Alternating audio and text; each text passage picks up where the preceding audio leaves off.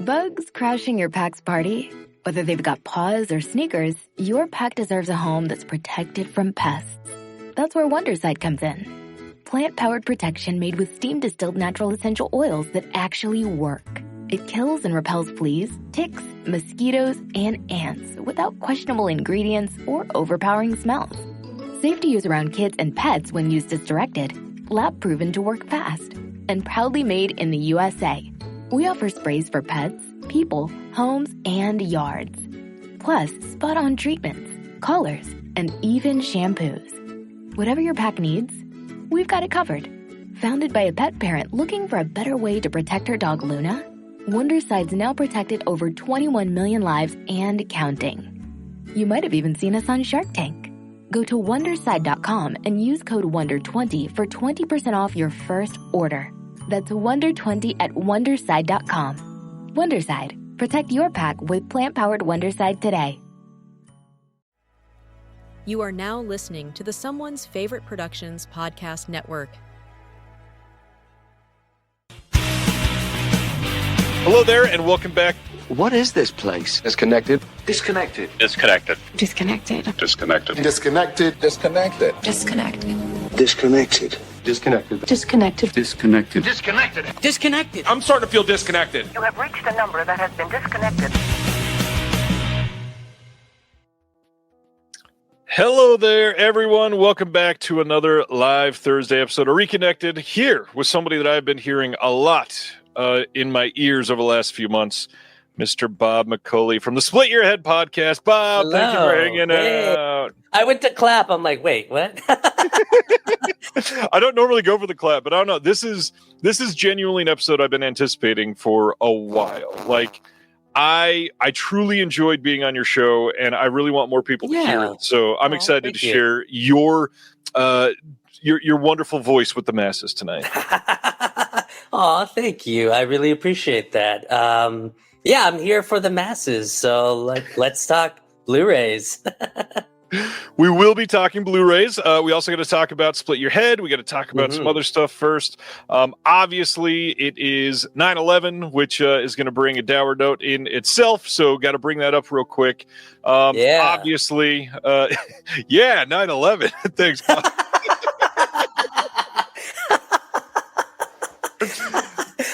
I love the attitude. It's obviously like it's 24 years. It's still, near and dear for a lot of people in their memory. We got multiple New Yorkers already here in the chat, and the amount of impact that has had on multiple generations is never going to be able to be measured properly, obviously. But now we've had a crazy week on top of that. Multiple things happening across the country, multiple things happening in one day. And I am always being accused of being political on the show. But I really wanted to avoid as much as I could this week, considering it was going to be 9/11. However, the world had a different plan. And so all I really want to say tonight, which is not much, if you want to hear more about how I feel about everything, you can message me or check out what I've written on the Discord over this last couple days. But the big thing is that clearly everybody should know that the time is now for a change. It's time for looking at what our country has devolved into, and the time is now. I'm not somebody that is celebrating anything that has happened this week. I think that's a despicable feeling to walk into. However, I do want to recognize that somebody passing doesn't erase the things that they've said and done. The only thing that truly exists after death is the truth. And that experience is here for us in the recorded medium. So I'm going to avoid as much of that as I possibly can, because this show, in a way, is all about escapism. We're all here for movies, which we all love. And I'm here to escape with Bob tonight. So, Bob, let's transition from that into a happy note first. It is I'm wearing my Deaf Crocodile hoodie tonight because in the chat, it's Craig's birthday. Craig from Deaf Crocodile. Happy birthday, Craig. Happy birthday, Craig. 53 Craig. years. All right. I am genuinely constantly inspired by Craig, and I just want to say that you are one of the most important people that has worked in this industry that has gave some sort of lasting impression on me. Craig, you're amazing. I appreciate you. And I am so stoked to see what is coming in the future from you. Bob, let's bring the spotlight back to you, though. Tell everybody what Split Your Head is. What is Split Your Head? It's originally started as like a horror podcast, but as time went on, I think that my brain split open and I wanted to kind of reach out further beyond just talking about horror, indie horror. So it encompasses a lot of things like cult films, indie films, queer films, pink films, and occasionally death metal bands if I can get some people on. So it's honestly at this point just become like, what can I curate that all feels to kind of fit in with sort of like a message or a universe that I'm pushing out there, and just trying to get like artists out that I want people to follow and interesting things to talk about. And somehow, in every single episode, you do an incredible job of that, because you are a great interviewer. You are a wonderful cheerleader, I guess is a good way of saying it, for kind of everything. Even 9/11. Just kidding. But the big thing is that your passion for learning about what the people are there to share is infectious. And no matter what episode of your show I'm listening to, I feel like I walk away going, well, shoot, now I have to spend like 30 days deep diving into something, because my goodness, I want to envelop myself in everything they just talked about. So you're doing great work, and I want to say thank you. Thank you. I appreciate that. I just try to look at it like, what would the conversation be that I would want to have if I was just meeting this person at like a show or a bar, or just like thank you, Corinne. Just hanging out with this person. We're just friends, and then just feeling like I can make it a bit more personal, and I can be a bit more engaging, and maybe bring in my own experiences and yada, yada. You've done that very well. Thank you. Very well, I would say. Let's go into some of your episodes specifically. One of your most recent episodes was with this individual, Dakota Newt, who's Dakota. We were just talking before we went live, and we were talking about some of the episodes that I've heard that I've loved, and again, not recency bias, but the amount of just unfettered passion in this newest episode was so great. Dakota and Chris, I obviously massive like podcast crush on them, but what you three together pulled off was just an incredible conversation about a genre that sort of like for some people purposefully gets overlooked. Like they genuinely push it to the side because it's icky or whatever in their minds, but it's really an interesting deep dive into like socio-political context and the cultures based around some of these films. So tell us about this episode, just because I kind of want to promote this specific episode because people need to go hear it. This episode on Pinku films with the two from the Two in the Pinku podcast. I mean, I've been following Dakota and his husband Christopher for a while now on Letterboxd. Yeah. And I think seeing their ratings on Letterboxd really makes you realize, like, watching over 600 Pink films is so insane. And in Dakota's like reviews on Letterboxd are so thorough. Like he's got links. He's got like, this movie played originally with this other film and this screening and blah blah blah. Like he's the kind of person that like should be the next Jasper Sharp, in my opinion. And I've been saying. Oh, well, thank you. I just saw I like his tattoo. I've been saying like, Dakota, you have to write this book on gay Pink films. Like, this doesn't exist. People need to see these kind of things. They need to learn about it. And I mean, what better people to write about it and to talk to about this subject than them, because they have such a like thorough and excited interest in the topic. And those are the kinds of people I want to learn about things from, people that are like genuinely excited, that are spending like so much of their free time watching these films and tracking them down, like going onto like eBay auctions to find like the final like VHS that like only one other person in the friggin' world has. Yes. Like, this is crazy. But it is also an extremely disturbing kind of film as well. So seeing people so excited about that is crazy. Oh my God, it's Jeremiah. Shout out Jeremiah. Oh, that was a great comment. Yeah, I mean, Dakota and Chris's stories about like, I just woke up at 3 a.m. and I finally found the last one. Oh, we're gonna get this. Yeah. Like, that's the sort of thing that I adore. And going into a genre like this to say, man, we cannot find these films, and we're going to do everything we can to find them and work to make them available for everybody. That is speaking my language. So yeah, I love that episode. But I also want to know what is your couple favorite episodes? Like, what do you think highlights Bob the best? Me, holy shit! Yeah. I mean, I couldn't sum it down to two. I think the first episode, oh, Mikey, what's up? The first episode that I was like, okay, that's my favorite episode, and this was in the first season, was my first time interviewing Louise Ward, who is like a trans filmmaker from based out of like West Coast Canada. And her episode just schooled me on so many experimental, disturbing, transgressive films. Her experiences like making films with Ryan Nicholson, like just her whole life was so fascinating. And I think it was the first time that like an interview ran on for that long. And I was like, oh my God, it felt like 3 minutes. And actually, awesome enough, I just got to meet her in person when Castration Movie Part 1. Yeah, Castration Movie Part 1 just premiered in Toronto. And it was the second time I'd seen the film, but I got to meet her and see the 4.5 hour long film in a theater with people, which was insane. And she was just as cool as I thought she would be in person. Such an amazing person. And really just the kind of person that makes me so stoked that I do the show, because like I'm getting to see artists grow and become like these real big pillars in the community. So yeah, I'm going to just stick with that one answer, that one episode. That's a good answer. Good answer. Yeah, I think so.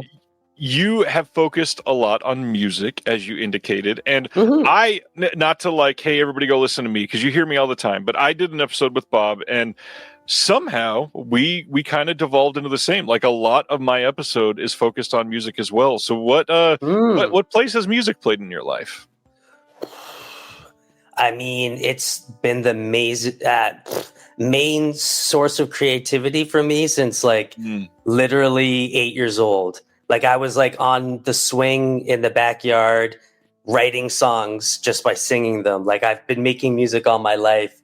And there was a point where I went to film school trying to go into film, and I kind of jumped away from that after a couple of years. So really, this is a point in my life where I have the least amount of musical output going on, even though I'm still trying to get a death metal band going on top of like working full time and doing Split Your Head and everything. But yeah, music has just been so important and kind of the main way for me to express myself and communicate and heal myself through trauma that I've gone through and things like that. So I never thought I would really get into podcasting, to be honest. So somehow I'm here. So what was the impetus for that? Why did you start that first episode? Okay, so first off, I started working this job where I was listening to a lot of podcasts, and I still I have a new job this year, but I'm still kind of listening to a lot of podcasts at work. And I think after a while, it's sort of just like innate in me that if I'm really into something, I want to be a part of it. And I want to like create, you know what I mean? And so I think that was sort of like sowing its seeds in me. And then Seth Brundlefly, who was popping up earlier, Jeremiah, he was running a horror website called The 13th Floor. And he just wrote the same thing. It's the same one. I'm just highlighting him for everybody. Oh, okay. I was like, what? So he asked me to jump on board the site and write for it. And then it turned into him and I wanting to start a podcast. And so he was involved in like the first few episodes and then kind of had to step away. And I was like, oh, I'm really enjoying this. And I wanted to continue it. And here I am. I mean, I love that many people that got into podcasting were simply just, oh, I like listening to podcasts and I can probably do that. And then they bring something unique. Everybody's got their own unique perspective, their own experience that colors the way that they're going to speak on things. And when you find somebody that shares not even necessarily like your views, but even a shared experience or shared trauma or shared outlook or hope or hobby, whatever, there's always something personal to connect to. And I feel like as you've been able to go on through a myriad of topics, because there's so many that I could just shout out as like great episodes, whether it be music or film directors or random people that work in the industry and various podcasts, whatever. There's lots of different types of guests that you've had, and every single one you have pretty deep connection. So what is the research process? Do you like actually have to research for every episode, or is it kind of innate because you've already been embroiled in all of it? I mean, I if it's a filmmaker, I try to watch as much of their output as I can. If it's a band, I try to listen to their music. Yeah. And I guess that's pretty much it. It's funny because I've had a few times where there's similar. Ooh, we'll see. There's a few other great podcasts that kind of cover similar ground to me, like Sick on Cinema, Quality Violent Cinema. Like they've interviewed similar kind of people to me, and I've listened to their podcasts, and then like just before interviewing the same person, and then it's been like, oh shit, like how do I not? Okay, but I want them to talk about that. How do I bring it up? And then there's times where I'm just like, man, I already listened to you talk about this. I just want you to talk. But I think it really is just like, honestly, I don't like interviews that are just question, answer. Right. I want there to be kind of a messiness to it, and I want people to be more candid. And I think that kind of like leaning into that maybe helps people loosen up or maybe say more. Butterboy shout out. Okay, I think that's Sick on Cinema. I think because they're lactose intolerant or something. But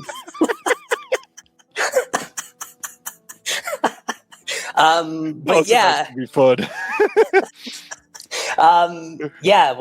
So research. I just try to take it all in. I don't know if I really want to. I think sometimes getting too much information sets you up for asking about certain things when I want that feeling of discovery to happen and people to kind of reveal things about themselves, Yeah. I've also learned too, and this is kind of a weird, and maybe you've picked up on this, Ryan, for yourself, is that sometimes asking a question that you're wrong about something and they're like, no, it's actually this, ends up bringing more interesting answers. I get that a lot, actually. Yeah, and that kind of thing can really help your confidence as an interviewer to be like, I guess there's not really a bad question per se. It's really just how you continue the conversation. Yeah, and to be honest, I've over the last couple of years, started doing more and more interviews. I had never interviewed anybody before the show, and now I get people saying like, "You're a great interviewer," and I'm like, "Okay, I guess." I just kind of hang out with the person, and we just talk. Like, I don't even see that sometimes as an interview. It's not. Yeah. I don't know. It's so organic, and I've had people ask like similarly to what I just did to you is like, how do you prepare? Or, do you write your questions ahead of time? I don't write a single thing. I don't do anything to like I'm going to cover these topics because if I do, that it like stops you from going down the fun, interesting, random avenues that you would potentially go down. Well, okay, that is a good point, but I think sometimes I will write a few questions because I don't know if this has happened to you. This happens to me once every like 10 episodes, but I get a brain fart and I'm like, oh shit, I'm recording. Oh, what am I going to do? Oh man, there's actually, I'd almost want to share it with people and put it up online. But when I was interviewing Philip Scott Gorgons, who directed 29 Needles, which is like an unearthed film. And he was one of my first interviews. And, I was like about to ask him something and I was like, oh, I forgot I was going to ask you. And then I'm pretty sure I just like froze and I felt all numb, and I was like drinking water. And he was so nice. He's like, "It's okay, don't worry, it's okay." It took a good minute, and finally I like bounced back. But I showed my wife the footage of it later, and she's like, "Oh my god, this is the most awkward thing I've ever seen." One day I'll release all the bloopers, as they put it, because I've had a lot of really fucked up bloopers over the years. I've certainly had my fair share. I can only imagine, yeah. But you're doing it live, so it's like a blooper can happen now. What are we gonna do? I mean, how many times did our internet screw up before we went live? At least 3 or 4. Oh, this is what I don't understand. I switched from the 5G to the regular, and now it's working better. I don't get it, but we're here for it. We are. Yeah. Physical media and Blu-rays. What are you into? What are you collecting? So lately, a lot of Japanese. But yeah, I mean, like I just like everyone, I've been a big Vinegar Syndrome guy for a long time, and I will say their announcement of the Hisayasu Sato Volume 1 box set is kind of like on par for me of when they announced Spookies when that came out. Which I know you're like, man, that's a terrible movie, but I think that movie is a masterpiece. That would hurt like in my chest area. Oh wow! No, it's because I was drinking when you said it. It's not that the movie is bad. The release is great, but the big thing is the story behind Spookies coming out was legend for a long time. And with Sato stuff, like genuinely, this has been. People have thought that this was impossible, not something that was going to be happening. And now they're like, oh, this is Volume 1 and it's only 3 films. Guess what? There's more coming. That is very exciting. Oh, yeah. Yeah, I'm stoked about that. And I mean, they probably will release the next one. New Wave Interview. I did. Yes. Actually, I pre-ordered Rubber's Lover. Nice. So that's another. We were talking about this before we started. How right now it's like, you know, I was supposed to bring pickups for this, and like so much of the stuff I bought lately is stuff that hasn't come out yet. So yeah, like Rubber's Lover, Hisayasu Sato. I also shout out Bay Street Video. If you're ever in Toronto, they are the best Blu-ray store purchasing, renting, whatever, and they get everything in reasonably priced. And so often if there's something and I'm like, maybe it'll be a little on the pricier side, I'll put my name down. And so they're supposed to hook me up with The Cat. Now, you gave me a heart attack, I think, when you mentioned, was it you that The Cat sold out? Yeah, the deluxe edition is fully sold out, so much so that they fast-tracked a standard edition. Usually 88 films will take their sweet time, and there's already a standard edition coming out in like October or November, I think, because it's I think their first title to sell out on pre-order maybe ever. Wow. Yeah. Well, I'm not surprised. Have you seen it? I saw it like 7 months ago for the first time, I think, and have not seen the Blu-ray yet, but I imagine it looks great. You don't seem that excited. I'm going to say. Yes, I am very It's the greatest excited. movie ever made. Here, this is how excited I am. Okay. And one of these is going to a friend, but I'm so excited I have 2 of them. That's why they sold out. You bought all of them. Well, I'm giving one to a channel subscriber. Okay, that's fair. So Bay Street should be getting stock, though, right? I mean... I would imagine they have at least some coming, yes. Okay. That's why I didn't know I tend to... What?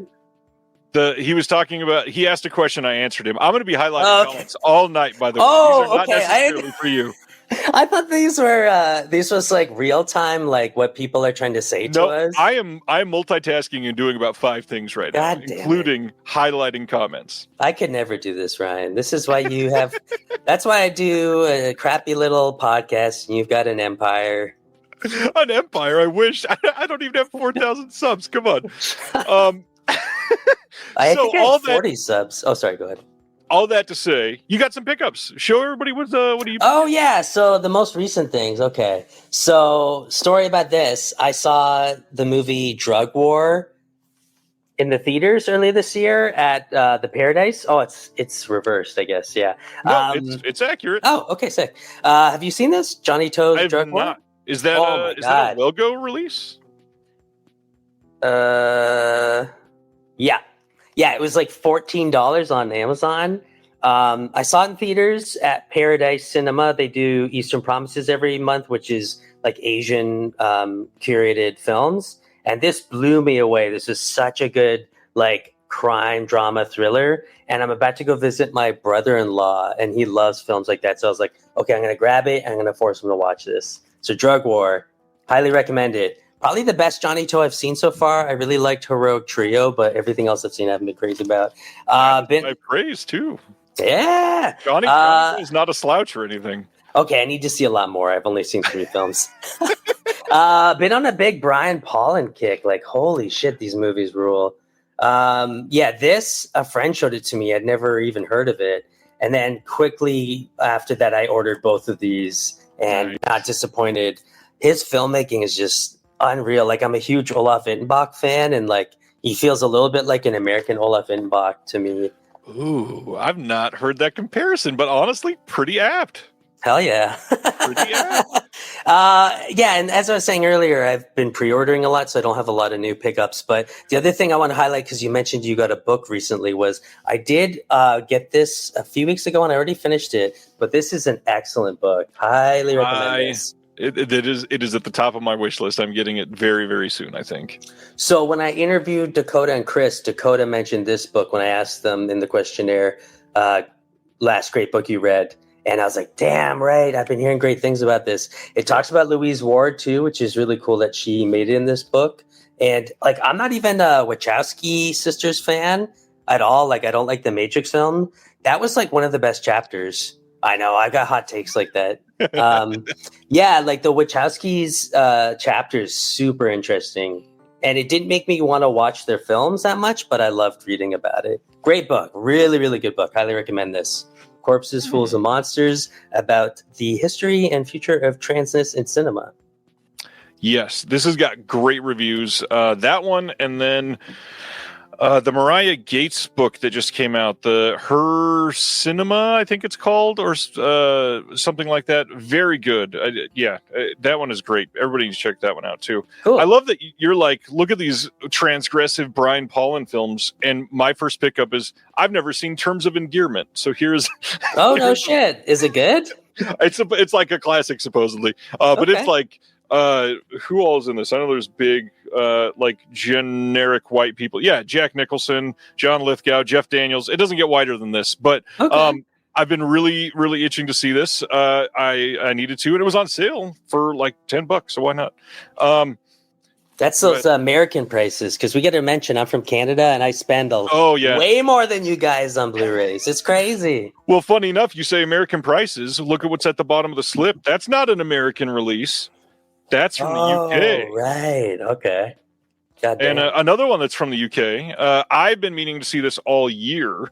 Better Man on 4K. This is this is the quote the monkey movie that I'm supposed to love, I guess. Crit, if you're watching, you're welcome. I finally have it, and now I can watch it on your behalf. Supposedly great. I've seen one scene from it. It was impressive, but I don't know why I'm going to like it, but we'll see. Do you like his music? I mean, I'm not like a fan. I appreciate what he does. I've never once in my life went, oh, you know what? Let's put on a Robbie Williams album. But you are a millennial, and so Millennium, probably when you hear it, you're like, that brings me back a little. It's close, yeah. Okay. It's nostalgic. Yeah. The one, speaking of music, though, I saved this one for last because it's the thing that I'm most excited for. Amazon has been every single week propping up like random coupon deals, and I got for insanely cheap Microphone Check, The History of Hip Hop.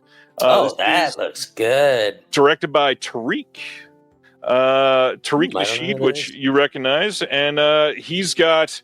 I mean, everybody's in this. We've got, where is the proper list of everybody involved? There's all kinds of interviews. There's all kinds of just everything, and dying to see it. The thing, though, that I really wanted to share, since this is a Canadian episode tonight, fellow comedian Comedian? Canadian.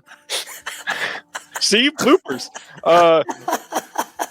Just like last week, I think I said shart instead of start one time. That's never going to get lived down.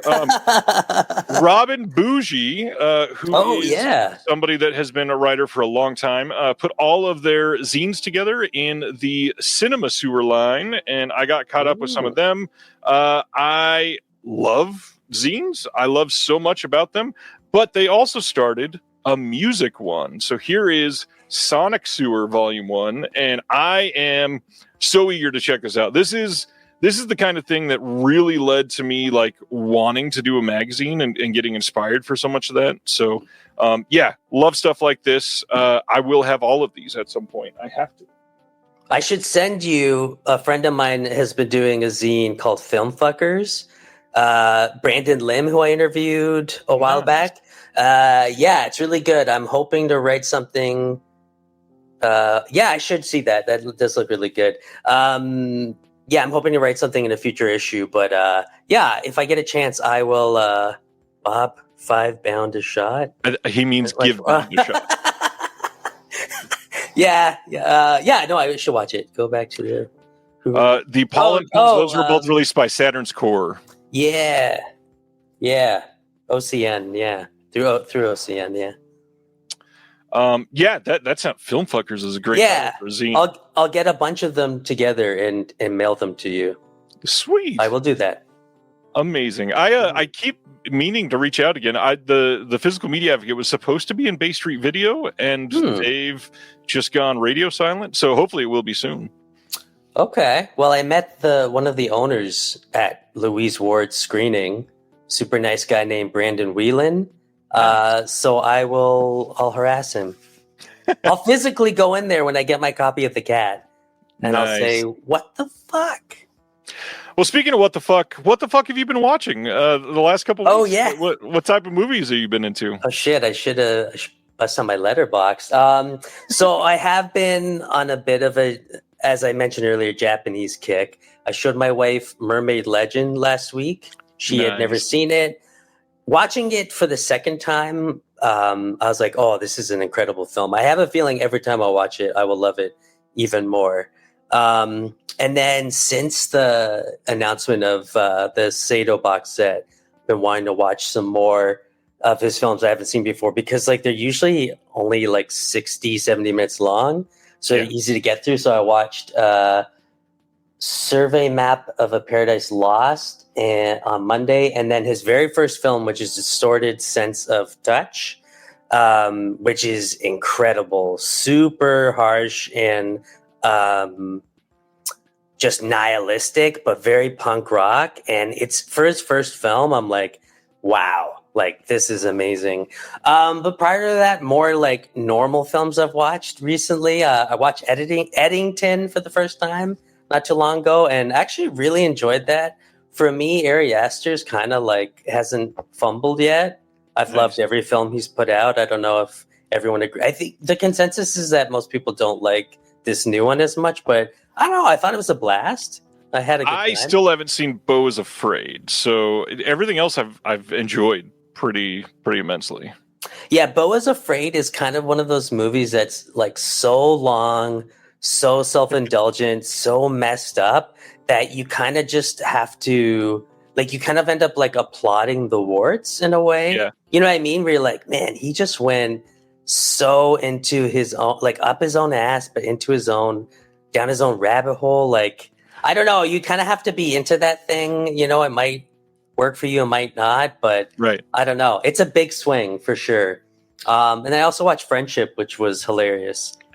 Loved Friendship. That was definitely a highlight this year. Superlative. Superlative. Superlative. We're also teaching vocabulary tonight. Superlative means it's amazing.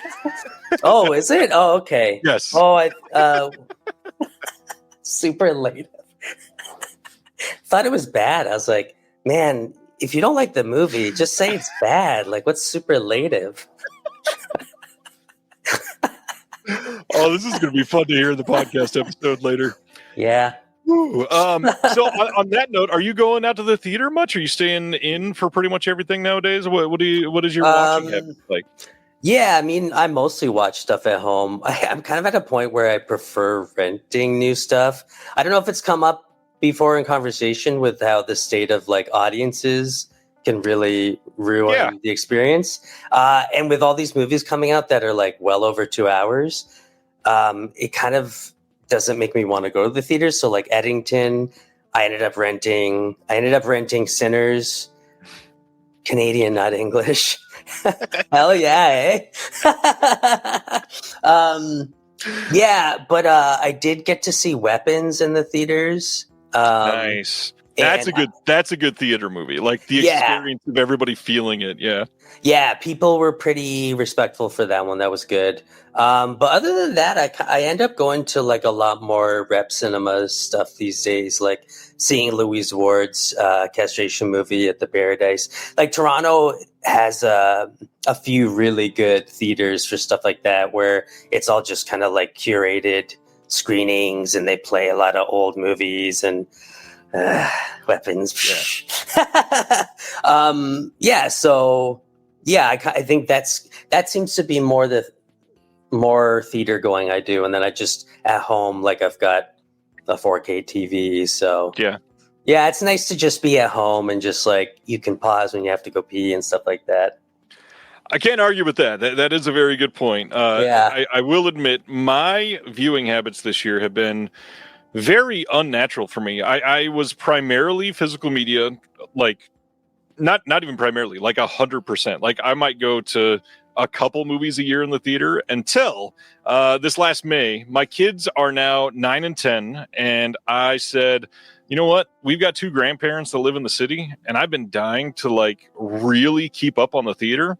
So let's just see if they'll be kind enough to be grandparents every weekend and see if we can get one of them to just spend a day with the kids every weekend. And since May, I think it was since early May, at least one day out of every weekend, I've gone to at least 2 movies in the theater back to back.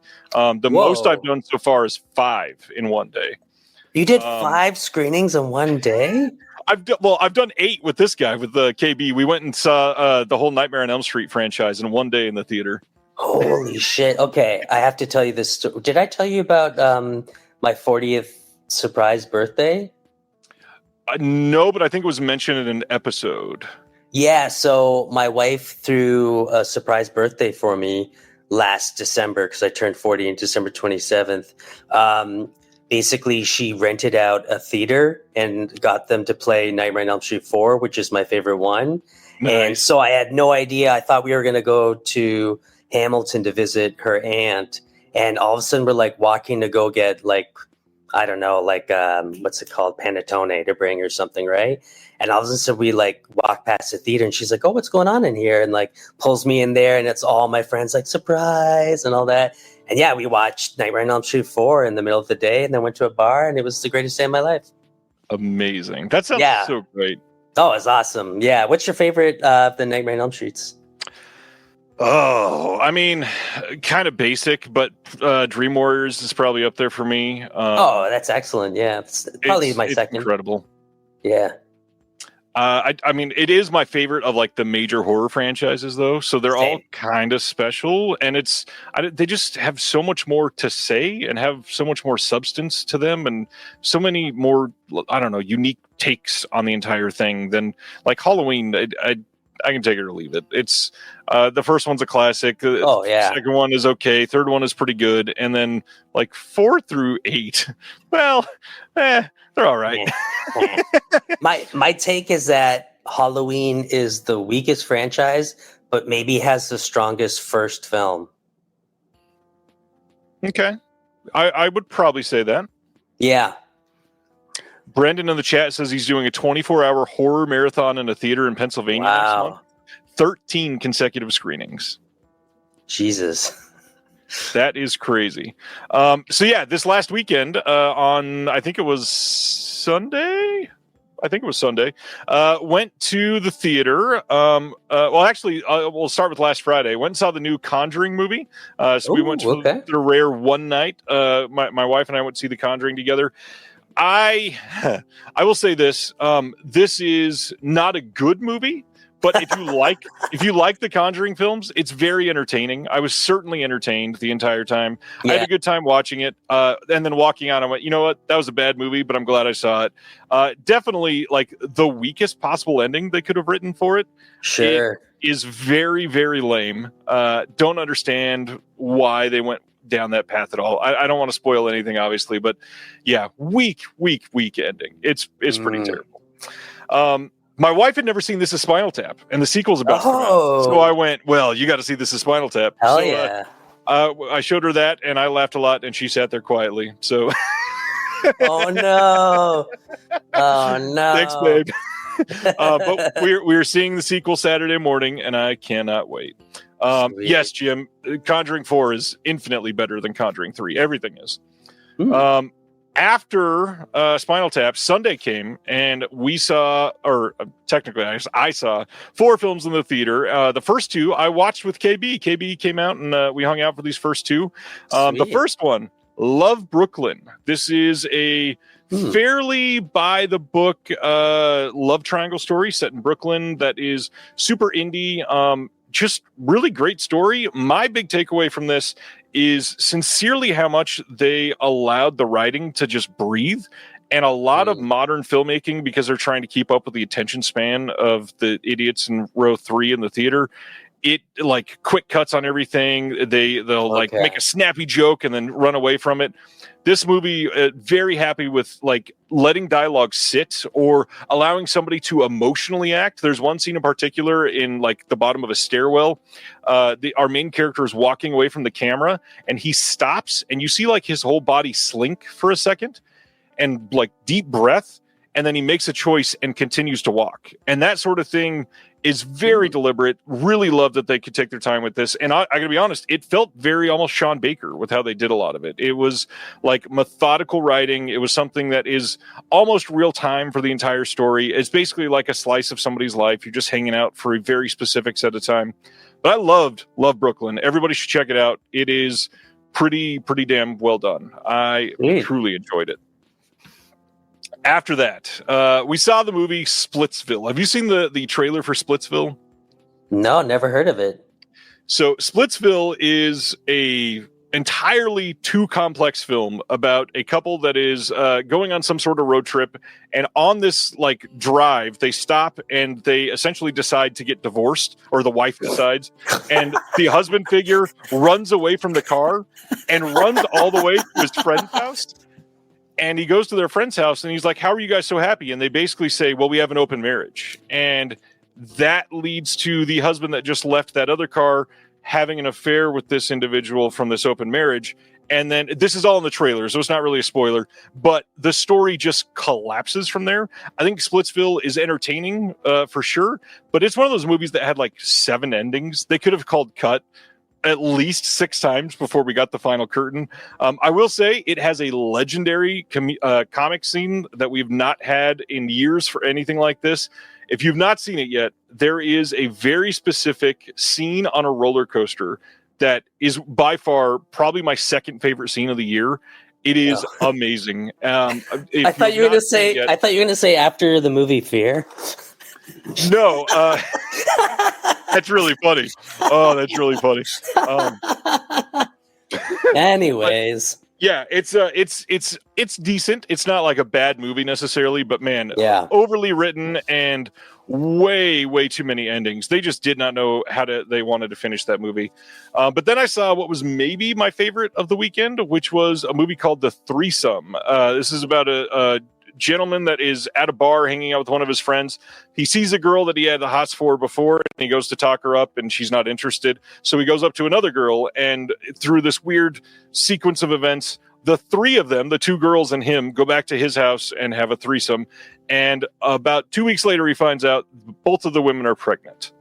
And it's just the awkward, how do you handle this, especially when you want to be in a relationship with one of the 2, and like one of them is kind of like leaning like sort of conservative values, and how do you recover from that?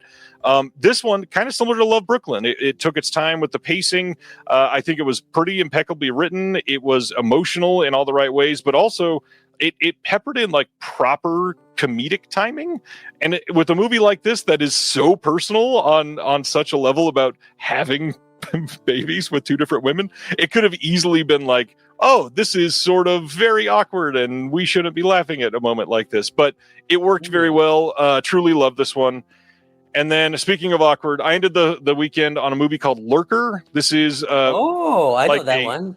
A super fan movie, somebody that adores a modern artist, and through just a happenstance in a store that he's able to meet this artist and pretend that he doesn't know the artist, and suddenly he can get close to this artist, and he just goes insane the entire time. It is a really well acted movie, one that I didn't walk out loving, and then I realized over the next couple of days it might just be because of how awkward it made me feel, and then I've grown to appreciate it more. Like the way that it just sort of hangs with you, like the emotions that are tied up, especially near like the third act of this movie. It gets heavy. It gets really, really awkward. I do wish it had gone maybe a step further, but that's also just because I want to see like sadomasochist things happening, I guess. But yeah, good movie. Everybody should check out Lurker. It is really well done. What would you compare it to? Probably the closest would be a much more serious Ingrid Goes West. Oh, really? I love that movie. Yes. Okay. For the record, I said this and then it was commented. Carrie Mulligan just said Lurker was a Carrie Mulligan's in the chat? What? Jesus Christ. Yes, you got all the famous people watching you tonight, Bob. Damn it. Subscribe, switch your head, Carrie Mulligan. Please, all of the links are in the description. Please go subscribe on your podcast player and on YouTube. So yeah, that was my weekend. Anything you're excited about coming out soon? Anything that you're dying to watch other than more Sato stuff? Black Phone 2. The trailer looks pretty great. Hell yeah, it looks amazing. It looks like a Nightmare on Elm Street. Yes, in a snowy cabin. I find that, being a lifelong horror fan, what's up? Being a lifelong horror fan, I find it so easy to fall into the trap of, nothing's good anymore. It's all about the 80s or the 90s or whatever. Yeah. So I try to be open-minded about new horror films. And this one feels like it's working for me. You know what I mean? Like, okay, this feels like something I would want to see in the 80s, even though, I didn't watch 80s horror till in the 90s. Yeah, same. I get that. Completely get that. Yeah, it looks cool. Trying to think what else. I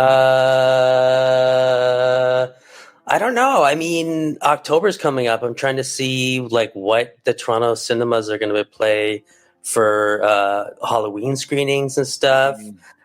There's a theater playing all the Hong Kong classics that are now getting released on Blu-ray. So Chinese Ghost Story and A Better Tomorrow and all that stuff is playing at the theaters. So might try to hit that up. Do you get to go see older films at all in the theaters, or do you just have theaters around you that plays new films? We've got a couple that do rep screenings, but even like the AMC, and that's, by the way, I'm not like loaded or anything. The only reason I'm able to see like stuff in the theater every weekend is because I have the AMC A list. So I get 4 movies every week as part of the subscription, and it's $20 a month. Like I would be stupid to not go to that many movies. Wait, so you pay $20 a month to see like 16 movies? Yeah. What? Yeah, four movies a week, and then if you go to more than 4, you have to pay for those. But like, you still don't get charged the convenience fees that you would if you were just a normal person without the membership. Okay. And you get discounts on popcorn and soda and all that stuff. So it's a pretty great deal. Because I'm out here spending like $16 every time I go. Yeah, Jesus. I think it was last July. We wanted to go see in one day. We the kids were going to be somewhere else, and my wife and I we were dying to go see Twisters and Longlegs, and we pulled up the app and we were like, wait, if we're just going to these 2 movies, that's more than the entire subscription already. Literally, True. Let's just both subscribe, and then we're paying less, and we get to do more. So we've been a subscriber for AMC A-List for just over a year now, and man, I've never gone to the theater this much, and it has been incredible. And I got to be honest, the number of like bad experiences that we've had this since May, and I've seen, gosh, it has to be probably like 45, maybe almost 50 movies that I've seen in the theater in the last 4 or 5 months. Oh my God. Yes, it's been a lot, but I think I've only had maybe like 4 experiences, and I wouldn't even say any of them are terrible. There was one that was really, really crappy, like somebody like the entire Oh, okay. disgusting the entire time. Yeah. And then there was one like somebody kept turning on their phone and texting and stuff. But even then, like I won't just sit there quiet. I'll be like, hey dude, I spent money on this. Let's be respectful. Oh and, yeah. Try to fix it. So yeah. I'm the same way. You got to nip it in the butt. You do, or it ruins it for the next 2 hours for you. Yeah, absolutely. I try to even say something before the film starts if I can. Sometimes you just know, you know what I mean? Just stand up and announce, listen, guys, I'm trying to have a good time. Yeah. Jake says, wish we had AMC theaters in Iowa. Cinemark. Oh, yeah, that's true. That's true. Jake, I forgot you were in Iowa. Dang. I think we used to have AMC in Canada. I don't know if we do anymore. I think there used to be one in Toronto and then doesn't exist. But we do have Imagine Cinemas, which the one up the street from me, it's like a 5-minute walk from where I live. They play $5 classic movies every week. So there's usually 2 or 3 movies that you can see that are like I think they're playing Goodfellas and Clockwork Orange right now for $5. So yeah. I've never seen either one of those on the big screen. That'd be amazing. Yeah. Well, Goodfellas especially, that's like a top 10 movie for me. Some big ones. We should probably get to our announcement soon. Yeah. Some big ones recently, like one of my favorite theaters in the area is not even AMC, of course, but it's a little theater called Screenlit Armor, and actually it should be coming up soon.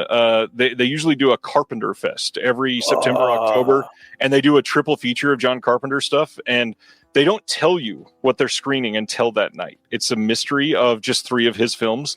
And we went to one, and the first one that they played was Prince of Darkness. And I've liked Prince of Darkness my entire life, but I've never loved it. I never got like, why is this a classic? Until I saw it on the big screen. There we go. So hard on the big screen. Yeah, that's one that's like a magic eye painting to me. Yep. You need to be in the right zone for it, you know? Yep. You need to watch it a few times, I think, and then it clicks, and you're like, oh, I love this. Yeah, it's a big deal. What's your favorite Carpenter film? And are you going to say The Thing? I mean, it's up there, but Carpenter's weird because he's one of my favorites, and it depends kind of on the mood. Like, I don't think it's ever... it's never Halloween. I don't think that's ever been really my favorite. If I had to pick one that was probably most consistent, it might be Assault on Precinct 13. Wow. Okay. Yeah. That's a great for some movie. reason, it just, I think the big thing is I adore that score. That is a score that I listen to literally like at least once a month, just on random to be able to work to the music. Wow. Okay. Cool. Yeah. Huh. Tonight we are going to be talking about announcements, but then covering a really interesting topic. We are calling harsh coming of age films. We're going to be sharing 5 favorites from each of us, and we're going to dive into that after the announcements, after what's coming up next week. We're going to have Bob explain why we're talking about that. So get ready for that. But first, let's get into some physical media, my friend. Whoa. All right. So November 4th, Kino Lorber has boxed together all of their releases of the Monk series that they put out and the film, Mr. Monk's Last Case, all into one box set. When these came out, they were all like $25 to $35. And they have a price on this entire thing right now to pre-order on their website at about $130. And if you're just doing the math on this, 8 seasons plus a movie, you're saving a ton of money just getting that box set. If you were buying all of them beforehand, I would feel a little bit taken advantage of. Just saying. Tell me about how much you love Monk, considering we talked about this for 20 minutes before we went live. I'm more of a Wings fan. Wings is great. Yeah. No, for everybody, the joke is neither one of us have ever watched Monk. I've been wanting to watch Monk for a long time. I just laughed when you put it up there because I didn't see the obsessive compulsive detective earlier, the OCD, and I was like, whew. And It's a really great tagline. Mr. Monk's Last Case, a Monk movie. I mean, I think I'd want to watch that instead of the show.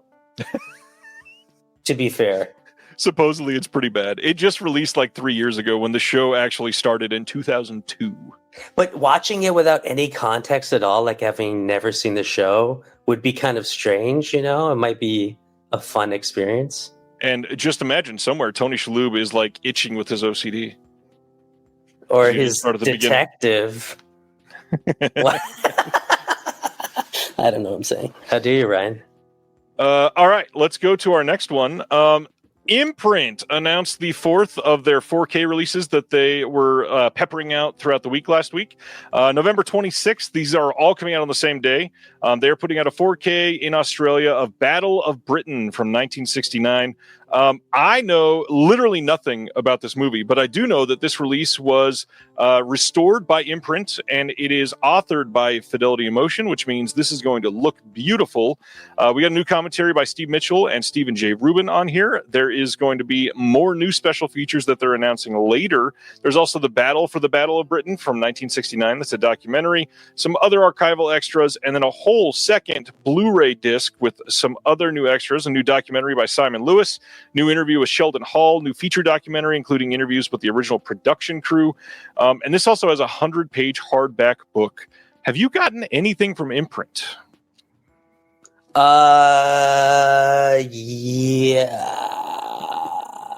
I don't know. I feel like I have. I must have at some point. Did they put out the Ghostwatch release? Ghostwatch? No, I think that was 101 Films in the UK. I feel like I remember you saying you picked up Shawshock. Did you get that one? Oh, was that them? Yes. Oh, yeah. Oh, whew. That's amazing. Everyone needs to go pick that up. Yeah. Okay. Yeah, that is in print. Okay. Yeah, great stuff. I love Shawshock. Yes. Craig, what you just DM'd me? Yes, it is public. He is saying that publicly, by the way. Weird thing to say in the middle of a podcast, but Craig understands. Thanks, Craig. Next up. What was he saying? Well, he said he doesn't know if it's public information yet, but David from Fidelity Emotion also did some of the restoration work on that for Imprint. They like worked together. And yes, he is saying that publicly that he did some of the restoration work. So that is good to talk about.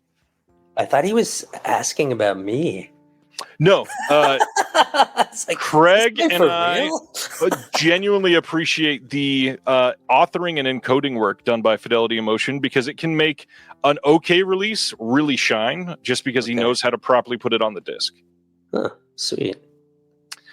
Next from Kino is they are putting out a 4K release of 5 of the Peter Sellers Pink Panther films. Now, these are all brand new HDR Dolby Vision masters from 4K scans of the OCNs. So we're getting the Pink Panther from 63, A Shot in the Dark from 64, Return of the Pink Panther from 75, Pink Panther Strikes Again from 76, and then Revenge of the Pink Panther from 78. Now, Kino did say in the comments that these are at first likely they're going to be coming as single releases and then as a box set after that. So this is really cool that they're putting these out. These had been on Blu-ray previously by Shout, and they've been out of print and very expensive for quite some time. So just to have the Peter Sellers Pink Panther stuff out again is a big deal. But oh my gosh, that is a great comment by Jeremiah. We need Pinku Panther. Whew. Oh, that was funny. That got me good.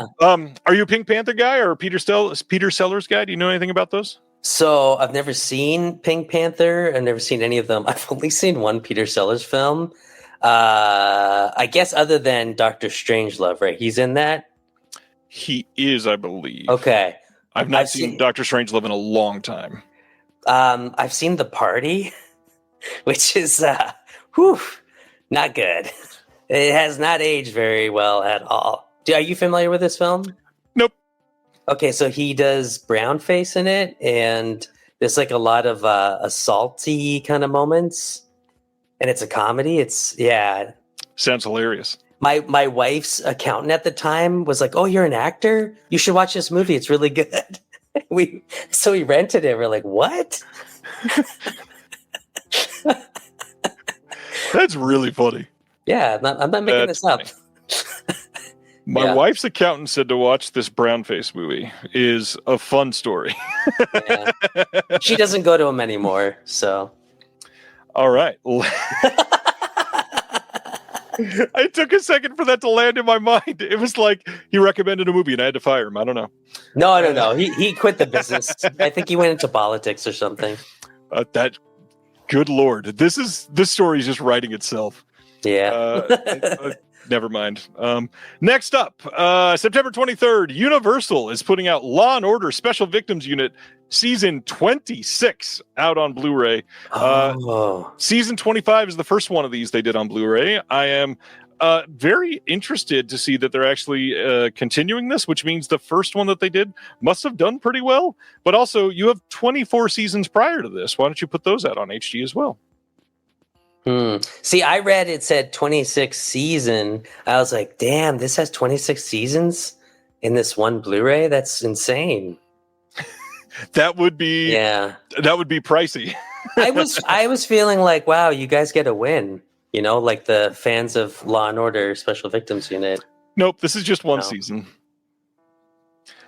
Maybe one of the more exciting announcements for this week. November 24th, over in the UK, we are getting a 4K box set called the Agatha Christie Collection. And this includes Murder on the Orient Express, Death on the Nile, The Mirror Cracked, and Evil Under the Sun. These are very, very good movies for two of them. A pretty good movie for one of them, and then an okay movie for one of them. But the big thing is visually, these are going to be sumptuous. I do like that they chose to very hyper stylize the set. I think this is a gorgeous way to present these. This could have been so bland, and they did something very, very interesting. All of these have lots of good extras, but we get two options here. You could buy this box set. It also has a 64-page booklet with new essays, and it also has the 4 posters for the films.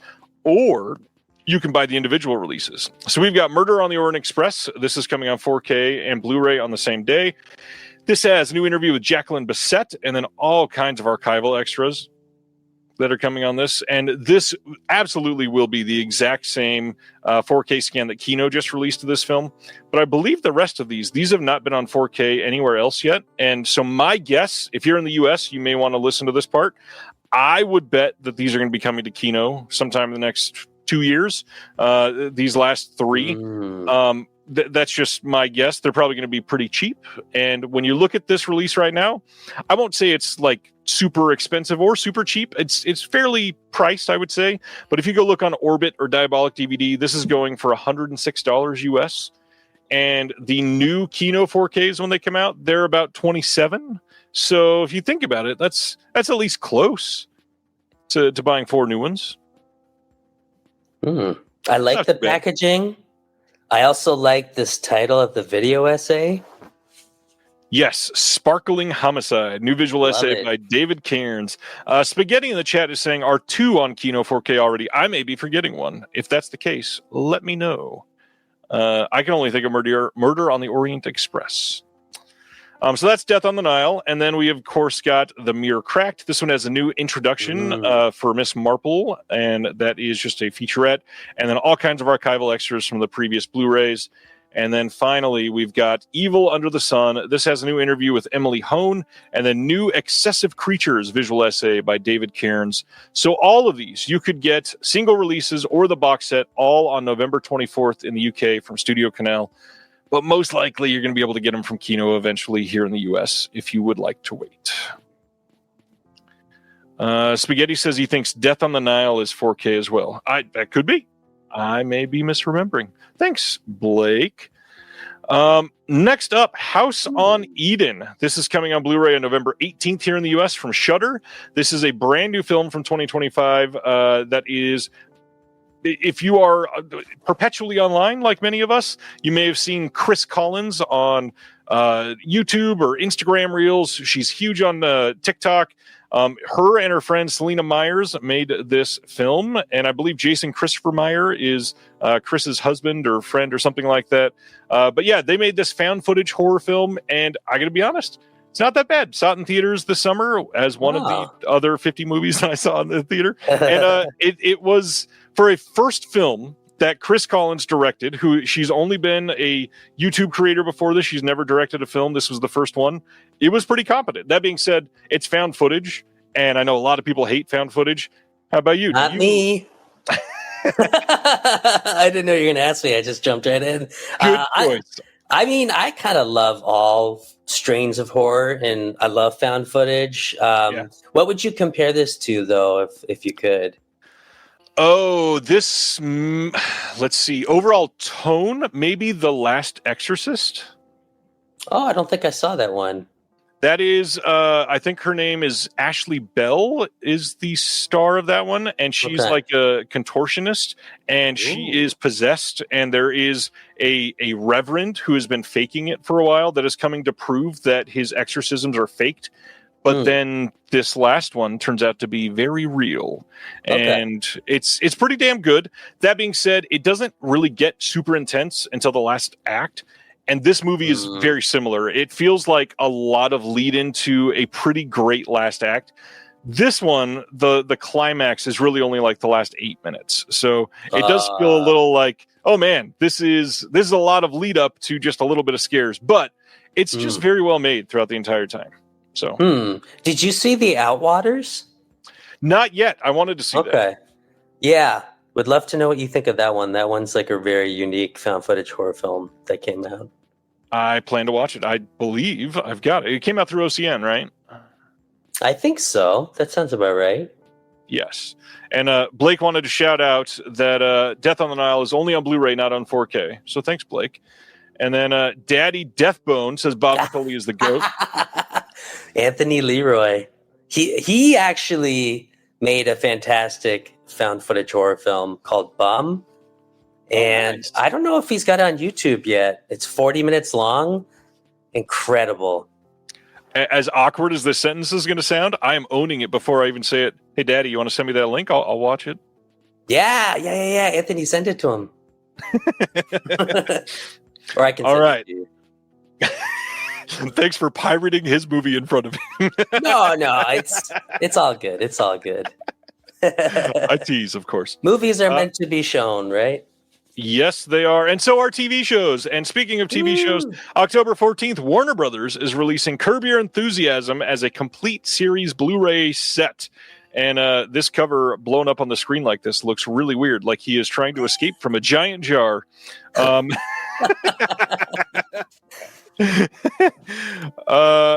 He's baby. Way to answer, Daddy. He says, sending my bum to Ryan. I am so stoked. Curb Your Enthusiasm coming to Blu-ray entire series. Are you a Curb Your Enthusiasm fan? Massive fan. I've loved this show for a very long time.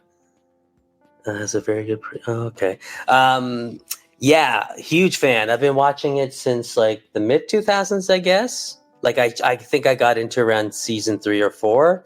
Wasn't as into the last few seasons, though, to be honest. But this is actually something I could see myself picking up at some point, just to like go through like 1 through 10, you know? Yeah. I could see going back to this and being happy going through it every so often.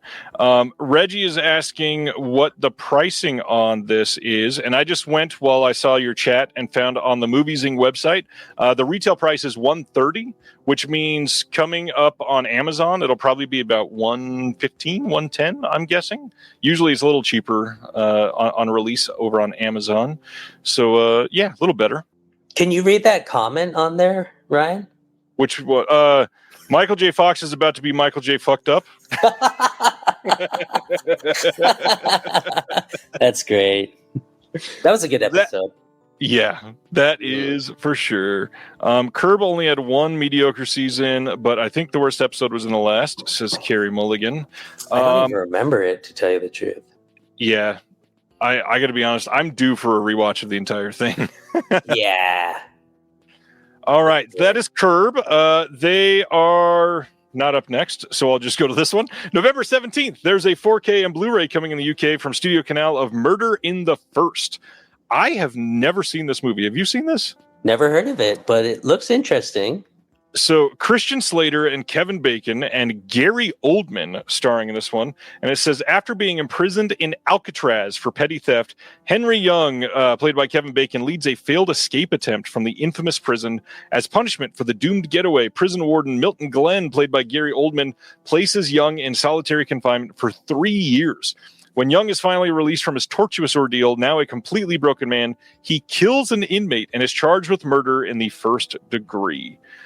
This has a brand new 4K restoration of the film. It's got Dolby Vision, and then there's a new audio commentary by the cinematographer, Fred Murphy, and then some archival extras. Anybody seen this? I really enjoy like 90s Kevin Bacon, 90s Christian Slater, and Gary Oldman has been amazing since day one. So yeah, I'm very curious about this one. Also, prison movies, kind of terrifying. Especially Alcatraz, which I grew up in California. Yeah. I've visited Alcatraz once on a little tour, and I would kind of really like to see this. I think I'd give it a shot. If it's bad, though, I don't want to watch it. So this is the one I was alluding to. We also got another full series. October 7th, there is a full Blu-ray release of The Newsroom coming out. This was the HBO series, The Newsroom, starring Jeff Daniels. This has all of the special features that were on the previous releases, all on their same discs. Nothing essentially new on this, but it's the entire thing in one fell swoop, so that can be helpful. Never watched it. It's got some really relevant scenes, especially during these last couple of years. So I would say this is a good one to watch. Okay. It looks like it has a cool cast. It does have a decent cast, yeah. You got Emily Mortimer in here, Sam Waterston, and then Aaron Sorkin did some of his best writing on this. Okay. Huh. Next up, movie we just talked about, Weapons. We got some release details for this one. So October 14th, there is a 4K, a standard 4K, and a 4K Steelbook coming out, a Blu-ray and a DVD release from Warner Brothers on this one. And the extras, we're going to have Dolby Vision on this one. There is a Making Horror Personal featurette with the director, Zach Kreger. We've got a Cast of Weapons featurette. And then we've got a Texture of Terror featurette. But no commentary on this one, which I feel like this one would have made for a very good commentary, especially if you got Zach and Julia Garner together and maybe a couple other like drop-ins from the cast. This could have been really fun. Yeah, like Amy Madigan or something. At least, yeah. But I mean, obviously, you probably only need her for the last half.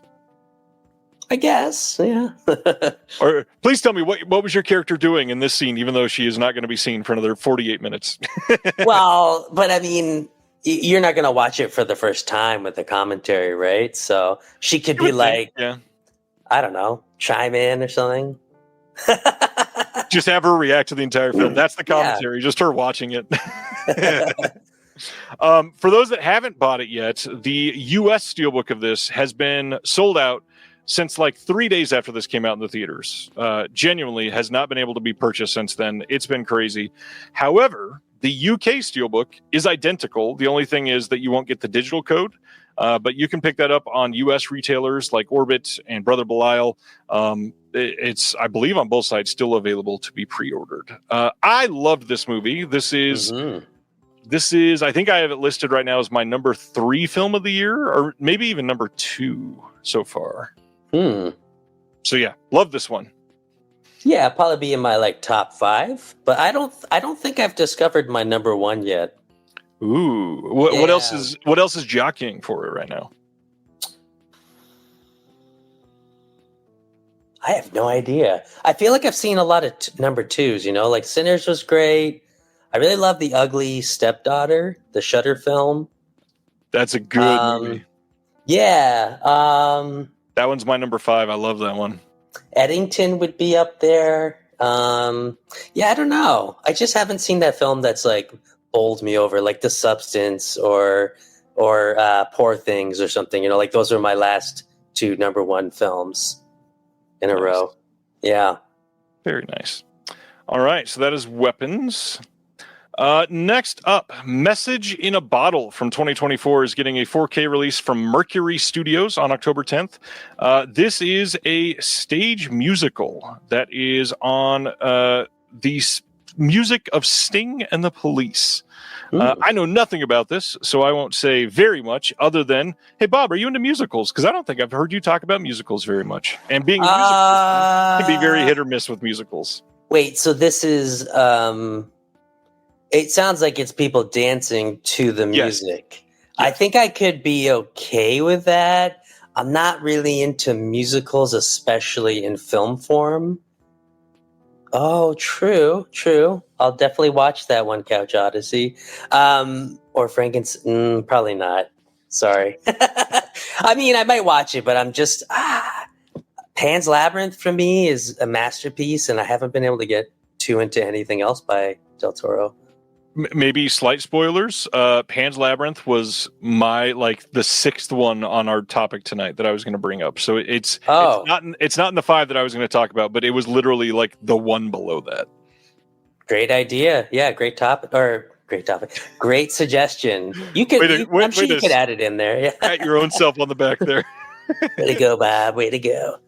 Hey, this is an album. This is an album. October 17th, we are getting a 4 CD and 1 Blu-ray disc release from Bruce Springsteen of Nebraska. Now, this is a big deal for multiple reasons. I've been trying to cover more music things that come with Blu-ray discs, and this has an entire disc of live performances, of course, but this thing has been fabled for a long time, something that people have been after for literally decades. And now you've got Nebraska absolutely coming out. And I gotta be honest, I can't wait to hear the entire thing. And I may have to own this one eventually. Oh, okay. I think I've heard an album by... No, I'm like, who's this Bruce Springsteen you're talking about? No, I mean, I think my wife has one of his albums and he's pretty good. I wouldn't mind watching. I love watching like music docs and live concerts and stuff. So I feel like I wish I could just watch the Blu-ray or something. Maybe you can. Do you know if it would be rentable or streamable or something? Ooh, yeah. Actually, I bet you can probably buy just the live performances on iTunes. Maybe. Okay. Yeah, that makes sense. Okay. I would think maybe. Next up, kind of the other Bruce Springsteen. December 16th, there's a Blu-ray release of Ginger Deadman Murder-thon from Full Moon coming. Now, I say that because the Bruce Springsteen Nebraska thing is a greatest hits of live performances that's going to be on that disc, basically. This is a greatest hits of the Ginger Deadman kills. Full Moon is just milking money out of you. If you are somebody that likes Full Moon or likes Ginger Deadman, you don't need this unless you're the world's biggest fan and you just want a clip show. But it's not super necessary. But what if you've never seen the Ginger Deadman films? Because I haven't, so I feel like maybe this would be for me. Theoretically, if you think that a clip show of a gingerbread cookie killing people is... Okay, the way I just said that, it sounds like the most entertaining thing in the world. Damn it! Yeah, it's what? Okay, wait. Not great. Ryan, here's what you got to do.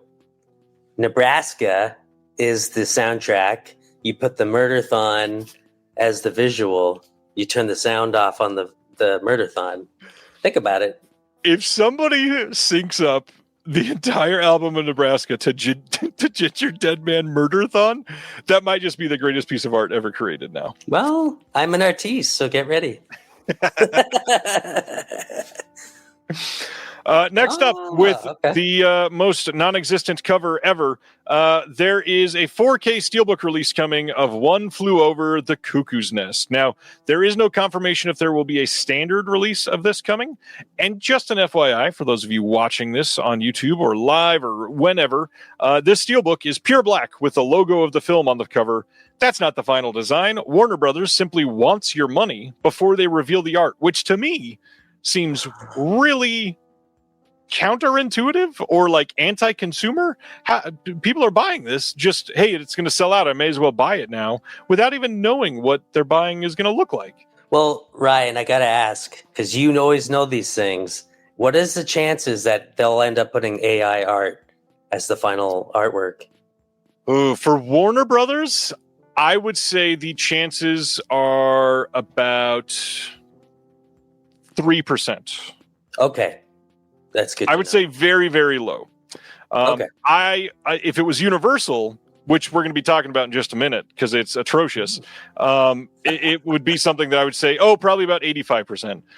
But Wow. This is, I don't know, like, what is the art going to be? This is not good.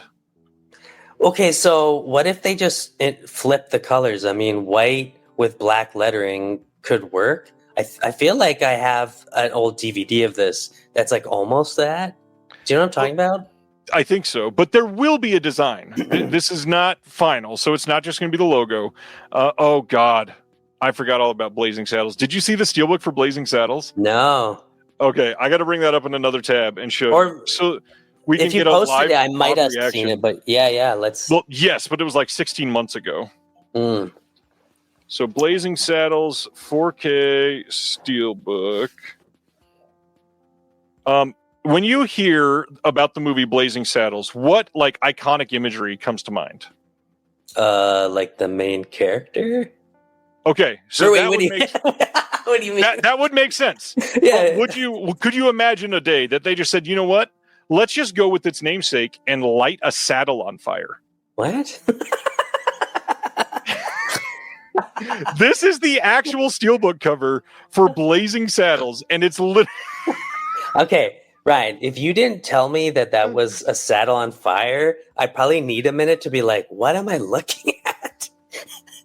It looks like a leather piece of shit or something caught on fire. Like, what? Well, let's do this. It's floating.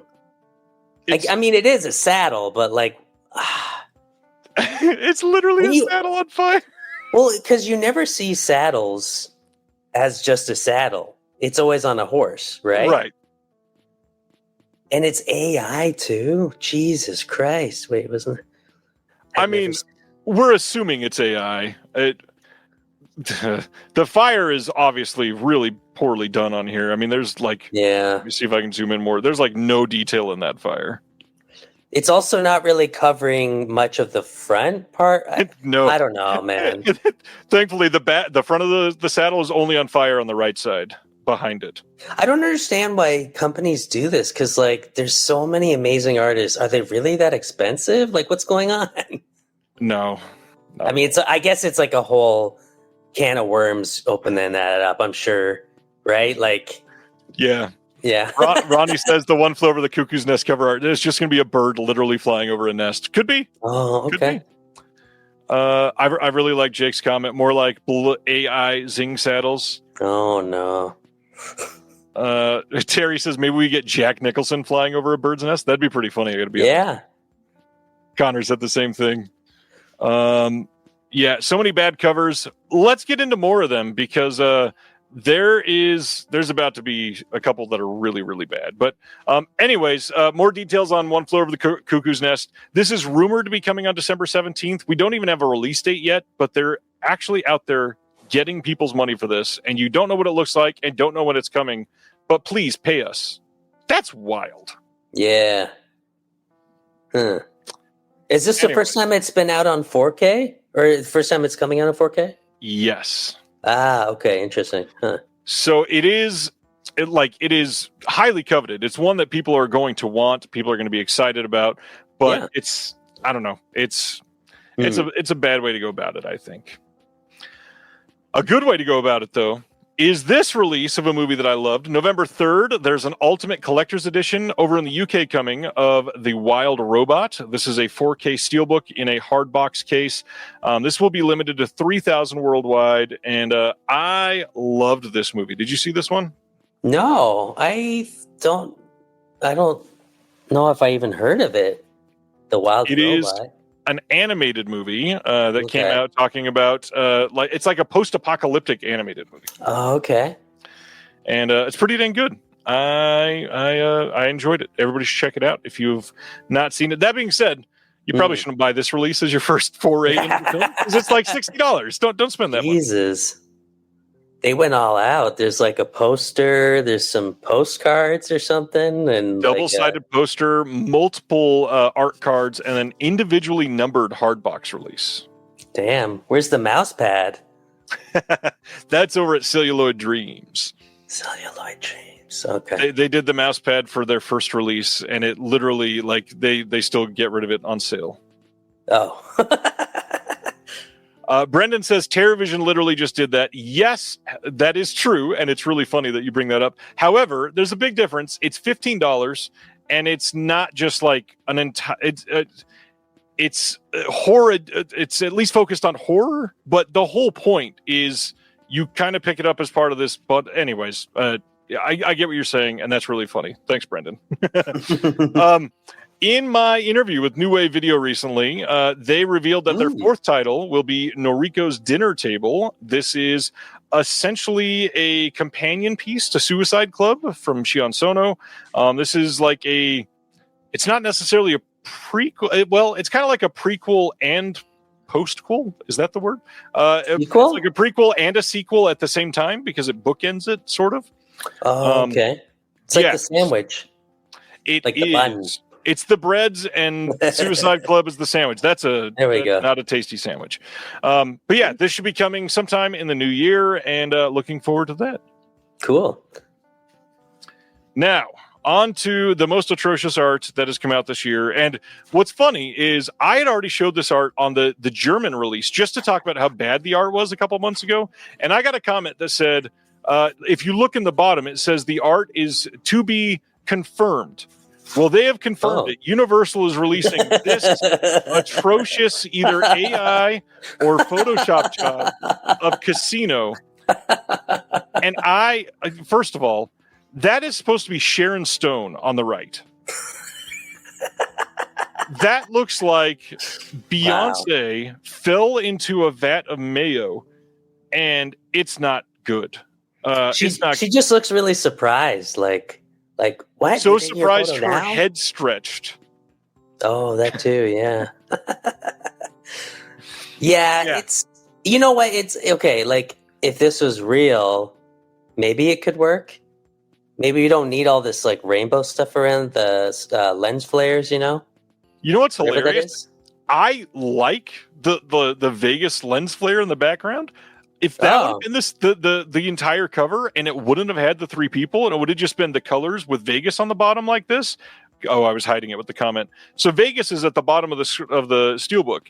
If you left that and just took the three people off, I feel like that'd be good looking. But like if the three people were shot, you know, like a real photo, it's similar to like the Goodfellas original cover. That I think that could work. I'm sure it would be great. I was just trying to save them money too. Yeah. Oh, okay. But isn't this AI? Didn't we determine that or no? I mean, it's either AI or really, really bad Photoshop. Okay. I'm not sure. Yes, they photoshopped the AI. It is possible. Really puts the no in Casino. She kind of looks like a conehead. She does. Why is her head so tall? She is like the punchline of the horse walking to the bar and the bartender says, "Why the long face?" Your head is not that long. Anyway, yeah. We got more nasty ones to point out from Universal later, so we'll come back onto them. But for covers, 88 Films is putting out a website exclusive of the film SS Experiment Love Camp.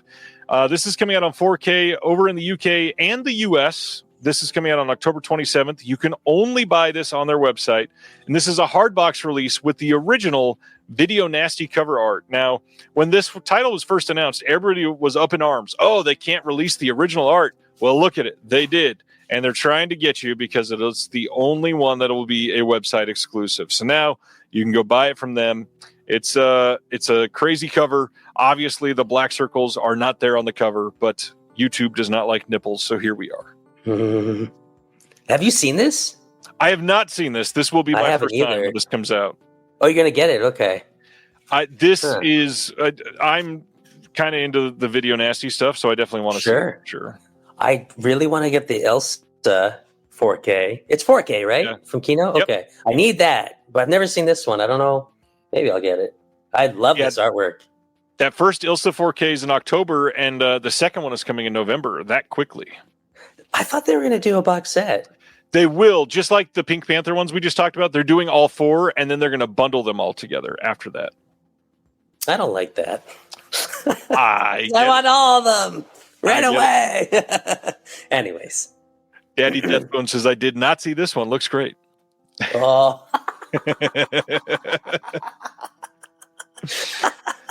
Next, Lord. we got the third announcement, speaking of Japanese films, of the Obayashi titles coming from Cult Epics that I've helped produce special features on. This one is The Island Closest to Heaven from 1984, coming on November 25th, with cover art by the amazing friend of the channel, Sam Smith. And man, does he nail it every single time. I think that is gorgeous. Cannot wait to see this in hand. This one has a 2K restoration of the film, an audio commentary by Derek Smith, who Aaron over from Cinejourneys helped me find Derek Smith, and Derek crushed it. This commentary is great. Everybody should check this out. There's also a visual essay by Alex Pratt on Katakawa, which is the production company behind these 4 films, and Obayashi. And then there is a Tomoya Harada 28 Days in Caledonia, the making of the island closest to heaven special featurette that came from the previous release, some trailers, and then new slipcase, of course. And then there will be my favorite part of this entire release. We've got a reproduction of the original 24-page Japanese booklet, and they just essentially reprinted the entire thing so you could archive it and see what it looked like. I love that. Sweet. I haven't seen this one, but I grabbed the third window box set of these films when they came out. Was it like 2 or 3 years? 4 years ago? Yeah, this is it's a while ago now that I think about it. It's been a bit, yeah. This is maybe the only one I haven't had a chance to watch yet. Did you like this one? I kind of love all of these. Okay. I think they're all very unique because none of them really feel the same. In fact, one of them feels like an anime. This one feels like a dreamy drama. Right. His motorbike, Her Island, is like, I don't know, this like takedown of toxic masculinity in a way, but it's like this very brutish type of story that they're telling with it. And then School in the Crosshairs is it's the closest one to House of the 4. Yeah. And it's just bonkers. Like School in the Crosshairs is amazing.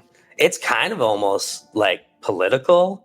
It feels like a political allegory for fascism, and then it turns into like a fireworks display at the end. It's amazing. Yeah. That box set, by the way, came out in October of 22. So yeah, it's been. Oh shit. Okay. Wow. Next up, the thing that got me the most racist comments on Facebook this week. What? What happened? Warner Archive releasing the Tom and Jerry The Golden Era Anthology from 1940 to 1958 on December 2nd, all on Blu-ray. This is a 6-disc deluxe collection. It has all of the theatrical shorts here, 114 of them across 6 discs. And the big story here, which is why I got so many crazy comments, these are all uncut. So we even have 2 all-new, never-before-seen featurettes, including Lady of the House, the story of Mammy Two Shoes, which is one of the more stereotyped depictions that they had on one of these. And then there's Animal Hijinks, the Friends and Foes of Tom. And then there's a collectible 28-page booklet that will be in here as well with the artwork and essays.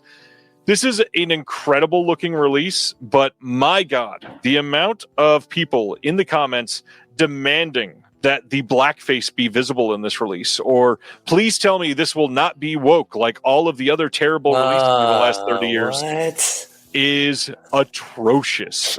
There are literally, if you go over to Facebook and look at this announcement post, hundreds of comments like that. And I got to be honest, I'm usually very composed in response to things. I lost it a couple times, and man, I lashed out to some people, and it's really funny, I think. Whoa, Brian, you turned woke on them. How dare you? I did turn woke, yes. Well, these people sound like idiots. Yeah. Sorry. Yeah. I'm sorry if they're... Wait, not sorry if they're... I don't know. I don't know how No, I'm not sorry at all. I don't know how to deal with that anymore. I agree, Wave. You are absolutely correct. All right. I am going to the next one. This is another weird-looking cover. Yeah.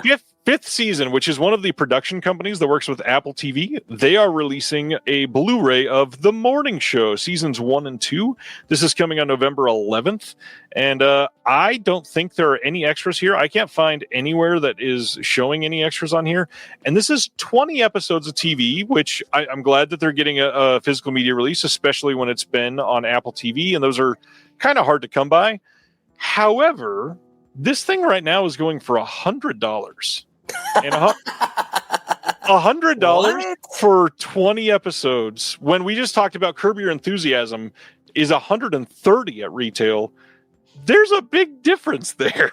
Yeah. This is kind of crazy priced, I think. Had you heard of this show? I'd never even heard of it. I have heard of the show. Okay. I think there was even some Emmy nominations for this show, but at $100. Damn. Unless that goes down by like $40, I don't see this as being properly priced at all. I don't get it. That's a lot. Yeah. For, what was it, 20 episodes? 20 episodes, yeah. These half-hour or hour-long episodes? I've never watched this. I think Ronnie has watched this. Is this half-hour? What? I'm not sure. Half hour Exactly. or hour. So yeah, the other thing, this is Jennifer Aniston, and this next to her, this is supposed to be Reese Witherspoon. And I don't know if I just haven't seen Reese Witherspoon in years. That does not look like Reese Witherspoon. How are we at your references tonight? To me, that doesn't look like Reese on the cover. Yeah. I don't think they were in the same room when they took the photo. Yeah. Ronnie says it's an hour long. Oh, that's why. And yes, Gary, I think most of the Apple TV shows are 4K. So why is this a Blu-ray? Honestly, to save some money, probably. It's a 8-disc set. Is that what that says? 8-disc? Wait, did you? Yeah, 8-disc, I think. What? Why is it that many discs? That is a lot of discs. Yeah. That is a good question. That's why it's $100. I did not see that before. Good eye, Bob. Anyways, hey, I talked about Split Bill earlier, but this is coming on Blu-ray on December 16th from Decal and Neon Rated. Yeah, check it out if what I said earlier sounds good. If not, maybe stream it to see if you like it first. It looks like the movie you described. Yes, very complex and very messy. Yeah, there's a goldfish. No spoilers. However, the goldfish has a reference in the roller coaster scene that I was talking about, which is why it is one of the funniest comedy scenes of all time. Is a goldfish riding a roller coaster? I will not say anymore. And if you want to be spoiled after the stream, let's discuss. Because, oh my God, it is hilarious. I'm sold. November 26th, Imprint is releasing the complete series of Stingray from 1964. This is one of the Jerry Anderson and Sylvia Anderson shows. This is a 7-disc Blu-ray set, all 39 episodes included. Plus, they've got all kinds of extras on here. Both of the compilation films are also included. I kind of love the way that they are presenting these releases of the Anderson series. And yeah, this looks good. Looks like a good release. What else did these people make? They made the Thunderbirds show. Oh, okay. Gotcha. And when I zoom in here, you might remember like the look of these. I believe they're puppets. Okay. I love puppets. It's a weird sentence, but somehow. What do you mean? I'm just kidding. Somehow, I was going to say I love puppets too, and maybe to make it more weird, when I was in the gifted and talented in elementary school, I was placed into a puppeteering class, and I had to make a marionette and a hand puppet and something else that I don't remember. It's been a long time. Oh, so you went from making fun of me to one-upping me, right? Not making fun of, making light of the situation because it was funny. Okay, all right, yes. all right. Well, you are the master of puppets. That was a segue that I should have used. November 25th, Kino is releasing a Blu-ray only box set of the Death Wish collection. Yes, Charles Bronson in all of the Death Wish films. We get 1, 2, and 3 in one set, 4 and 5 in another set. And Kino before this had not released part 2, and they are releasing a standalone of part 2 as well. So these are going to be released on the same day. For the record, Death Wish 2 gets both cuts of the film. I don't remember, but I don't think Vinegar Syndrome on their 4K release had both cuts of the film. This is going to have both cuts of part 2. Part 3 has an alternate ending, which has never been released anywhere before. Part 3 is also getting a 4K release from Kino as well. So if you are checking out Death Wish, love Charles Bronson, even though this is a bit of a downgrade, because 1, 2, and 3 will have 4K releases, and this is a Blu-ray box set, this might be a really great release of this set. Is there going to be a box set of the 4Ks? No, because 4 and 5 are not on 4K, and this is what they're choosing to do. Okay. It is a bit of an odd choice. Yeah. I especially when you've already done 1 and 3 is already coming.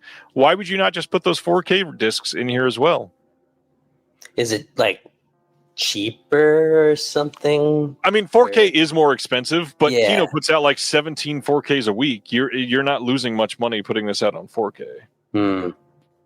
Okay. I don't know. I like these movies. Not okay. 4K. 4K. That's probably not the first time you've said that on here, eh? Actually, I think it is. But What? I think that's only the second A that we've gotten tonight. So we gotta pump those numbers up. I'll get them up there, eh? Next, we're getting Pure Cinema in a 4K Steelbook on December 9th. Cinedigm and Screambox are releasing Screamboat from this year. Yes, the public domain horror film making fun of Steamboat Willie. This is coming in a 4K and Blu-ray Steelbook set. You get a making of, you get a deleted scenes, and then audio commentary with David Howard Thornton, the man that plays the star of the Terrifier franchise, Art the Clown.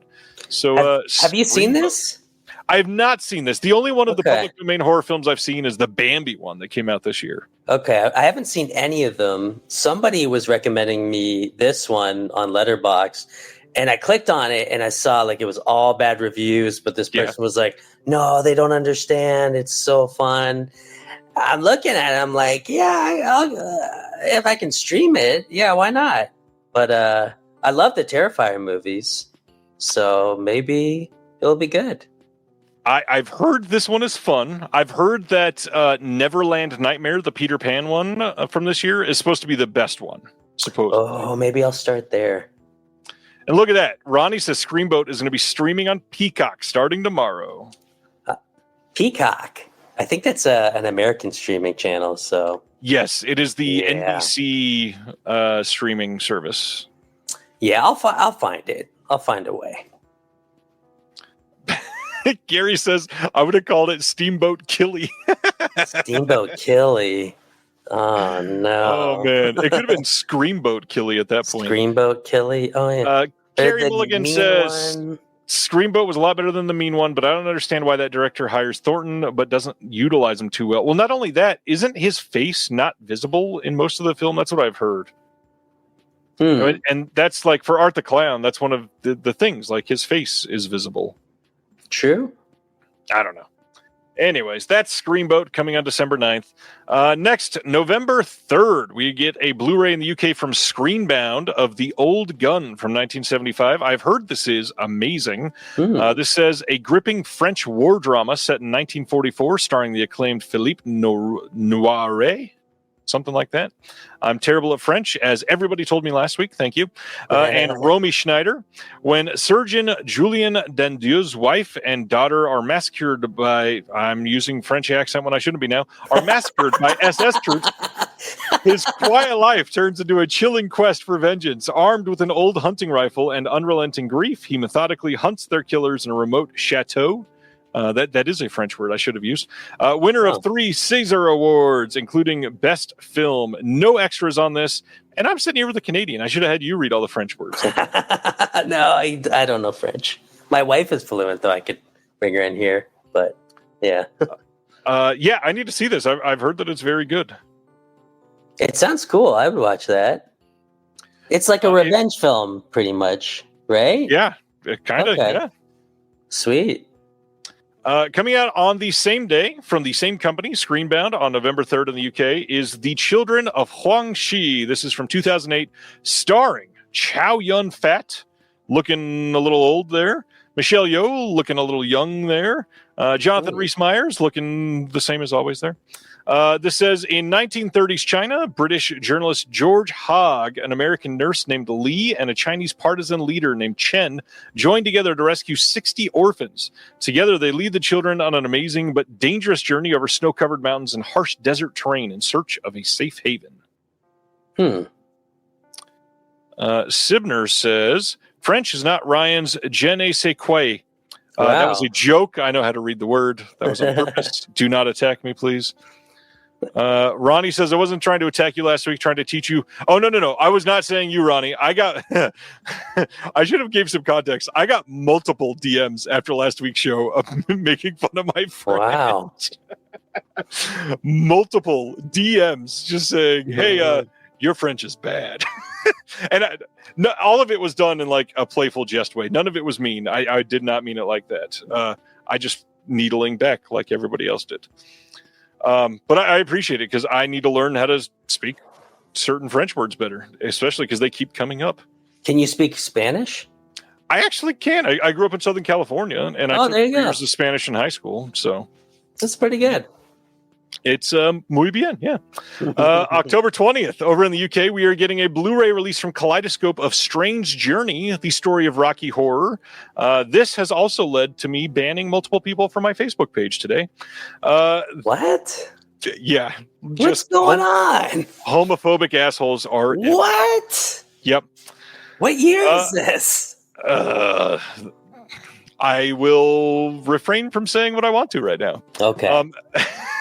This is a in-depth documentary on Rocky Horror Picture Show with revelatory interviews from the original cast, including Tim Curry, Susan Sarandon, Barry Bostwick, Patricia Quinn, and more. I'm very eager to see this. I kind of wish they were able to include this with the 4K release. I feel like this would have been great. Money in the bank. Yeah, but they said no. No, nobody said no. They didn't even try. They probably didn't even know it was coming. I would like to watch this. Yeah, I will be watching this for sure eventually. Is there one on Phantom of the Paradise? Do you know? Ooh, an actual documentary? I don't think so. Yeah. Okay. That would make fun. Well, and actually, speaking of that, guess what today is? Brian De Palma's birthday. How timely! Happy birthday, Brian De Palma! He was born on 9/11 and New York City. Wait. That sucks.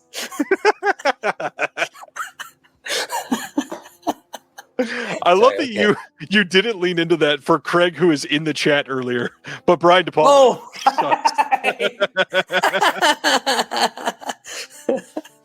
I don't know. Oh, this is fun. And Sibner in the chat says it's his dad's birthday. Yay! Happy birthday, Mr. Sibner. Let's keep going to more atrocious cover art jobs. Whoa, First off, what is this? Is this like the sequel to Reba? Yes, kind of, exactly. This is another TV show. Coming on November 4th, we are getting from Universal, again, the one that just butchered Casino, a Blu-ray release of Happy's Place Season 1. This is a Reba McEntire-led show returning to a multicam sitcom. And good Lord, does that cover look atrocious? It's not a happy place. No, I don't feel very happy looking at it. No. Cheers but country, says Wave. Yeah, that's what it feels like. Is that the ghost of Chachi haunting the cover? I don't know, but I've heard Joni loves them. Carrie Mulligan says it's also John Ritter's death day. Jeez. Oh, that sucks. I'm Reba McEntire of this poor armor. Oh, that's a good line, Daddy. Nice. Why is that so sexual? All right. Saint Denis Medical. Yes, and look at again how atrocious Universal is doing this cover art. It's like the exact same thing as Happy's Place. Let's just Photoshop all these people into a cover and make them all look awful. Okay, wait. David Alan Grier, right. Okay, and then this woman at the bottom right, was she on Fargo season 2 or something? She's in that movie Krampus as well? What are you talking about? I think that is her. Okay. And then a bunch of people, I have no idea. This is Wendy McClevin Covey, who is in Reno 911. Oh, in Bridesmaids, right? Yes, it does not look like her at all. No, not. She also has a large head, like the very large head. Yes. This is Walmart bargain bin. Ronnie says that is Allison Tolman, who's awesome. So yes, you were right. Oh, okay. Yeah, she's pretty funny. So I didn't even say at the beginning, this is also October 28th, Blu-ray in the U.S. here for St. Denis Medical Season 1. And just like Ronnie said, like, I didn't watch these shows, but I am very happy that they're still putting out modern shows on physical media and giving some people time to purchase these and see if they're willing to give them a second season or continue to put them on physical. Yeah, cool that they're doing it. There is one more, unfortunately, or maybe two more even. This one's not as bad, and I've heard the show's actually good. October 28th, they're also doing Day of the Jackal Season 1. This is starring Eddie Redmayne. I need to check this out. Supposedly very good. Not nearly as photoshopped as the other two.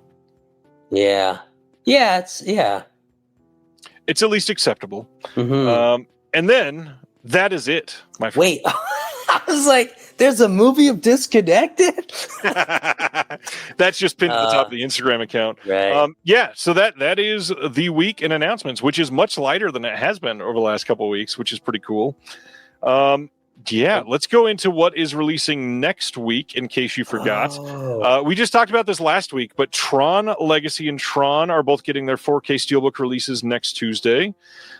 We get This Is Spinal Tap 4K from Criterion. Next week to come out at the same time as the sequel. Krull 4K Steelbook from Sony, which is going to look amazing.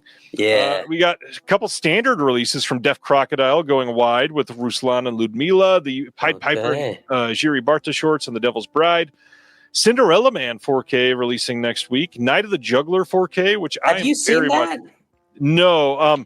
Literally last night, my partner in crime, Will Dodson, went to see it in the theater, and we spent 8 or 10 minutes today talking about it on the phone. He was blown away. It was the first time he's ever seen it, and he could not stop raving about it. I am so eager to see it. Same. Yeah. Very excited. Sounds awesome. Meatballs 4K Steelbook from Lionsgate Limited. This is already shipping. Tyler wants to know who's releasing that Krull. It is Sony. Sony is releasing it.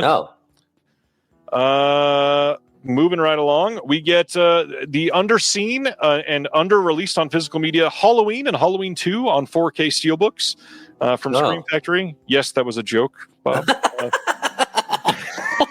I was like, wait, is it like the Rob Zombie one? We're like, what are you talking about? No.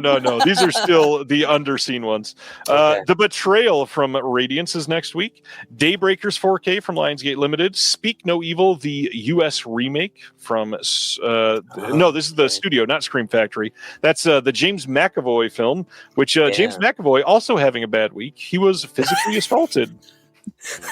I heard he handled it pretty well, though. He just laughed it off or something, and the guy was wasted. It happened in Toronto this past week. Yeah. Oh man, that was a weird memory to have as I saw his face. Born in Flames from Criterion is next week. Flaming Brothers from Eureka coming out. Hellbender, which highly recommended. This is coming out from Arrow. This is the Addams family that made that film. Oh yeah, okay. From VCI, the Buster Keaton Show coming to Blu-ray. I believe this is for the first time.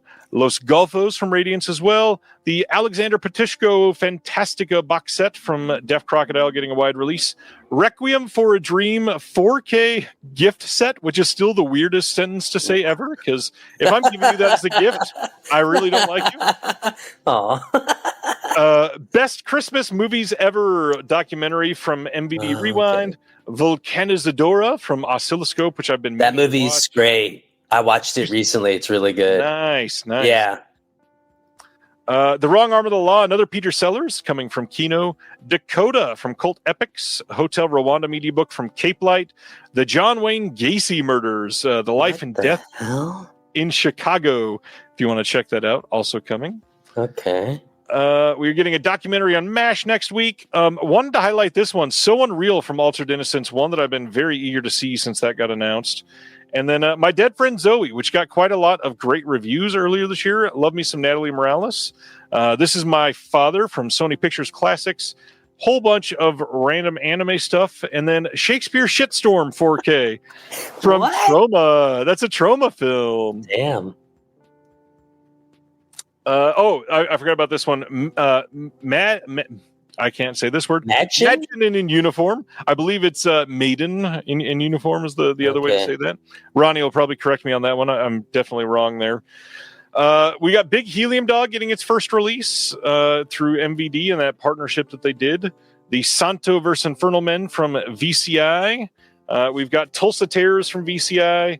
And that is What is the Tulsa Terrors? That looks interesting. It is supposedly a documentary on films made in Tulsa. It covers Blood Cult, The Ripper, and it's the story of the made-for-home video movie business in Tulsa, I believe.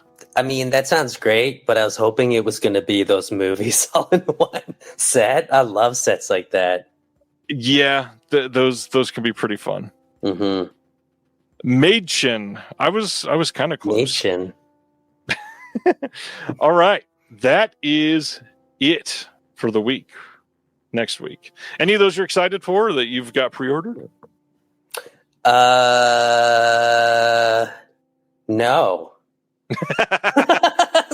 No, it was a lot that I didn't know was coming out. I think all the pre-orders I did was like 2 weeks ago, you know? Yeah. But there was some stuff there I really want to check out. Yeah. Yourself? I do have Meatballs coming. That was almost a weird sentence. I haven't seen Meatballs in a long time, and I definitely wanted to see it on 4K. Other than that, Hellbender, and I will eventually get Spinal Tap on 4K because it's Spinal Tap. That makes sense. And I already got the one Volcanizadora that you saw because I subscribed to Oscilloscope, so I already got that one in. Oh, nice. Yeah, I watched it on Prime. Have you seen any other films by Joel Petrakis, I believe his name is? I'm not sure. I'm going to go click on the movie and see what the list is. Do you know all the titles offhand? Buzzard, Refresher, I think is what it's called. Relaxer. Right. I've seen Relaxer, yes. Okay, did you like it? I loved Relaxer. Oh, okay. I truly loved it. I got it from Anti-Worlds. It's like the partner, not partner. It's like the sister company of Indicator over in the UK that focuses on modern films. And it was one of their first releases, and I really liked it. Really cool. Yeah, then I think you'll love Volcanizadora. It is kind of a weirdly, I think it's almost like a loose sequel to Buzzard. So if you can see Buzzard at some point before Volcanizadora, maybe will help, but I don't think it's a huge deal. I think Oscilloscope did that one too, right? Oh, I'm not too sure. I don't own either of them. I think I rented all of those when they came out. I didn't realize it was the same director that did Ape and The Alchemist Cookbook, and both of those came out through OCN. Oh, okay. I haven't seen those, but I'd like to see more of his work. It's all like, I mean, you've seen, I can't remember, Relaxer? Yeah, right? Good job. Yeah, Relaxer. It's all kind of in a similar, like, I guess, kind of mumblecore-y vibe. But this one feels the most ambitious and the heaviest, I would say. Yeah. Yeah. I've never even heard of Machen in Uniform. All the money went to Imprint. Yeah, I mean, Imprint seems to be killing it right now. I mean, I got to admit, their Jade release is looking better by the day as I QC audio commentaries that are going to be on that disc. Oh, shit. It's their stuff. By the way, that we didn't talk about that last week, but that their listing for Jade has been updated and includes all of our special features that are going to be on the disc. We did 2 audio commentaries for that, so now that release has 3 brand new audio commentaries, I believe, which is much better than the Vinegar Syndrome release. We also have an interview with the editor that we did, and then a visual essay by Michelle Kisner, which is amazing and incredibly edited. I'm very stoked that we were able to get so much on that disc for sure. Sweet. That's Schrader? That is Friedkin. Friedkin. I tend to get them mixed up for some reason. I don't know why. Well, I haven't Friedkin's seen it. the good filmmaker. I'm just Whoa. kidding. I'm just kidding. that was a joke. Damn. That's a hot take. That was there's gonna be like 19 comments of that in the chat. Okay, so Friedkin is better. I think Friedkin is higher highs. Schrader overall might be a little more consistent. Okay, this is a comparison. Friedkin is Dario Argento. Schrader is Lucio Fulci. Oh, that is apt. That is apt. Yep, that was well done. Money in the bank.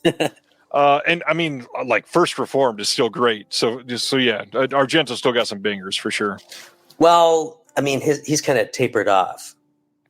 Oh yeah, for sure. Like Friedkin in a way, but Friedkin, I mean, The Exorcist, Sorcerer, To Live and Die in L.A. Cruising is amazing. Yeah. Carrie Mulligan says, "Damn, I bought that VS Jade release thinking a release of that film would never be better. Sorry, it's much better, but also it's. I hate to say that. Well, never mind. I won't go into the pricing because Imprint is. I understand the problems with Imprint's pricing right now. Like The Last Seduction is up for pre-order and it's like $106 for one movie, and to me that's crazy pants. But the Jade release is. It's going to be great, and it is significantly cheaper than The Last Seduction, but I get it, especially because for a lot of people it would be double dipping because they probably got it from VS. Gentry from the Sin Syndicate podcast says, Gentry. Audio commentary by Nina K. Martin and Will Dodson. Nina K. Martin is the author of Sexy Thrills, Undressing the Erotic Thriller. That commentary was literally recorded this morning, and it is fantastic. It is very, very good. Sweet. All right. Bob, why are we talking about harsh coming-of-age films tonight? Because they break your heart and your spirit. Well, and for everybody, like, they don't know what that means possibly. So how do you define a harsh coming-of-age? I think that I started grouping these all together after watching a few films in particular where it felt like a coming of age film where these really harsh moments were happening that weren't fully explained. And the more films I watched that kind of fell under this umbrella, it reminded me of like my own experiences growing up of like when you go through a traumatic event, it's not like everything wraps up neatly, and it's not like you have all the answers right away to kind of like file it away. And it's interesting for me to watch these films where directors are actually kind of leaving you out on your own to like decipher what's going on in these films, So that's why I started grouping together these films that I feel managed to tap into kind of like a level of harsh content, within the confines of like a coming of age story that is doing something really compelling. Well said. And the coming of age part specifically, because that across the board can be kind of broken down in different ways. How are you like classifying coming of age? Is it any story about somebody under 18? Is it like specifically over a period of time? Is it like How are you defining coming of age? I mean, definitely youths, people that are young. But for instance, a film like Train Spotting, this felt to me like the first kind of big, harsh coming of age film. And I think the characters in this are kind of like late teens, early 20s. Yeah. I guess Donnie Darko could kind of fit in that. Although with Donnie Darko, to me, there's something a bit more sci-fi involved, and there's elements that are a little too surreal, whereas something like Train Spotting, the coming of age is like coming of age is like literally like growing up, you know what I mean? And Train Spotting, the big kind of arc that happens is that like Renton grows up, and so, yeah, that's kind of like a big aspect of these films that I've kind of grouped together is that like there's either at least like the characters have aged and sort of progressed, or there's sort of like a comment on the lack of that. There's a tension because of the lack of that progression. You know what I mean? Yeah. River's Edge. Perfect. Yeah. There's definitely a lot of tension in literally all of these films. There are many, and we're obviously seeing lots of them in chat tonight that immediately spring to mind.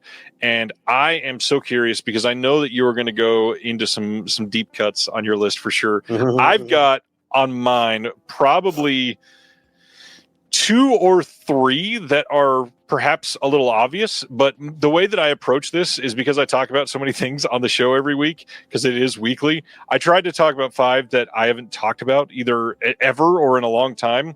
And so I wanted to be able to highlight some of these. So let's start. And by the way, we're not ranking these. These are just like 5 of our favorites.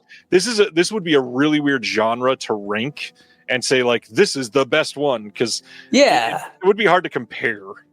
Yeah, I mean, to me, like Train Spotting is such a personal film, but I have Come and See as a possible one. Yeah. Please come back. Oh, well, thank you. Come and See to me, though, is sort of like a better made film. Yeah. That could work. Although Don't Deliver Us from Evil, that's the one that's based on the story that Heavenly Creatures, I believe, is also based on. Is that right? I believe so. Yeah. Okay. I mean, that could definitely work. It is sort of like a true crime story for sure. I mean, all these are possibilities. My dream is to one day write a book about it, but I have no idea how to do that. So yeah, you were saying? Just leading into your first pick, I tried to not go super mainstream, but like I said, 2 or 3 of mine are 4 of mine are pretty mainstream movies, but I think at least 3 of these people are not immediately going to be jumping to think of them. So that's the way that I was going for them. So let's hear your first one. Okay, well, I'm going to just stick with Train Spotting because this was the first big film for me. And I remember my introduction to this film when I was like, I think in grade 7, I used to read Entertainment Weekly. For some reason, I think like my oldest sister used to get it or something. Little Troubled section in my there you go, Troubled Youth, yeah. And I remember reading about this new film that had been playing all these festivals, and it was constantly being compared to A Clockwork Orange, which is a film that at the time when I was like in grade 7, which would have been like I think 12 or 13, I hadn't seen yet, but it was one of those films that had kind of been like considered like, oh my God, it's like a rite of passage. Like it's one of the most disturbing films ever, So it kind of put in my head that this is going to be a really terrifying film. Right. And so when I finally watched it, I was like, oh, it's actually not that scary, but at the same time, there is something really provocative about it, and there's like certain moments in it that I'd never experienced before. But at the same time, I was still like relating to it, and maybe that was the first time I ever watched something that was like this harsh but relatable at the same time. And the older I get, the more I watch this, it reminds me of like aspects of my youth. And the end, like the last time I watched it, I cried so much at the ending when he's like walking down the street and he's got that whole speech going, because it just made me think about like all the friends I grew up with that all went like dark paths, succumbed to like drug addiction and things like that. You know what I mean? So, yeah. So this would be the first one I would put on that. For those that haven't seen it, what is like the harshest aspects of Trainspotting in your mind? That's an interesting question because a lot of people would say the heroin usage and like the overdosing and everything is pretty harsh, and like everything that goes with that. But I actually weirdly find Begbie, his violence, to be really hard to wrap your head around. I think that we're so often like, we're kind of made, especially as men, to feel like, oh, you know, it's part of being masculine is to be very violent and macho and everything. Yep. But the way that that film deals with his violence is, I found like really uncomfortable. And again, it reminded me of certain friends I had where, you know, as an adult, I realized like, no, that actually wasn't cool that that person did that. And like, that led to more abusive behavior. You know what I mean? So for me personally, it is like Begbie's violence in that film. It's an interesting take. I'm curious with how you're speaking about that. I'm sure you've seen it, and if not, it's okay. How do you feel about SLC Punk? Have you seen it? Oh yeah, I've seen that many times. It's weird. It's a kind of film to me that I find like deeply flawed for many reasons. But there is some really powerful moments to it. I mean, I don't know if I can spoil it per se, but the certain thing that happens at the end that is heartbreaking is legitimately heartbreaking.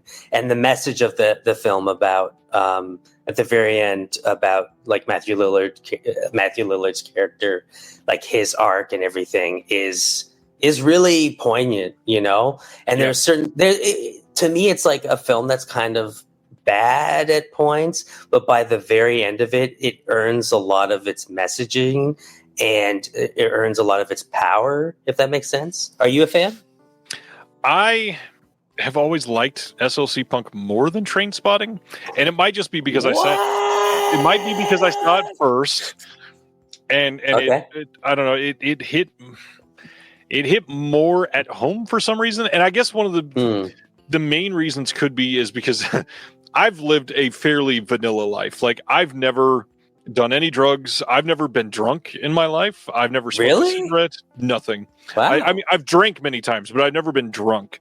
And I don't know, something about the nature of a lot of the drug scenes in Trainspotting, like, it's meant to be off-putting, but it's off-putting in a way that is a little less relatable for me, potentially, because I've been so vanilla.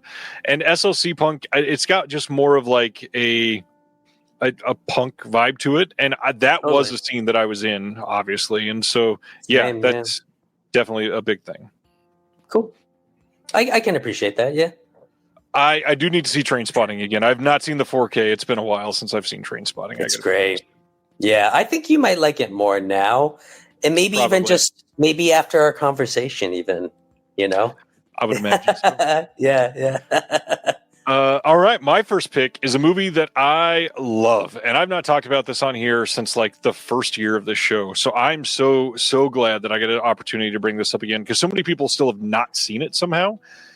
2017's Mexican horror film, Tigers Are Not Afraid. Oh, haven't seen that. I heard really good things, though. This is amazing. It is directed by Isa Lopez, this incredible female director that made a story about essentially a group of children trying to survive in the cartel overran gangland of Mexico. And what's amazing is that it is crafted in a way to be a fairy tale of sorts, in like this coming of age horror film bottle surrounding this fairy tale. And this movie is surreal. It's unique. It is filmed in a way that is visually dark, but also the story itself quite dark. I mean, how do you talk about death and the cartels and not be dark, obviously? But it's an interesting way to see different age brackets of children and how they make choices, how they rely on each other, how they grow from there.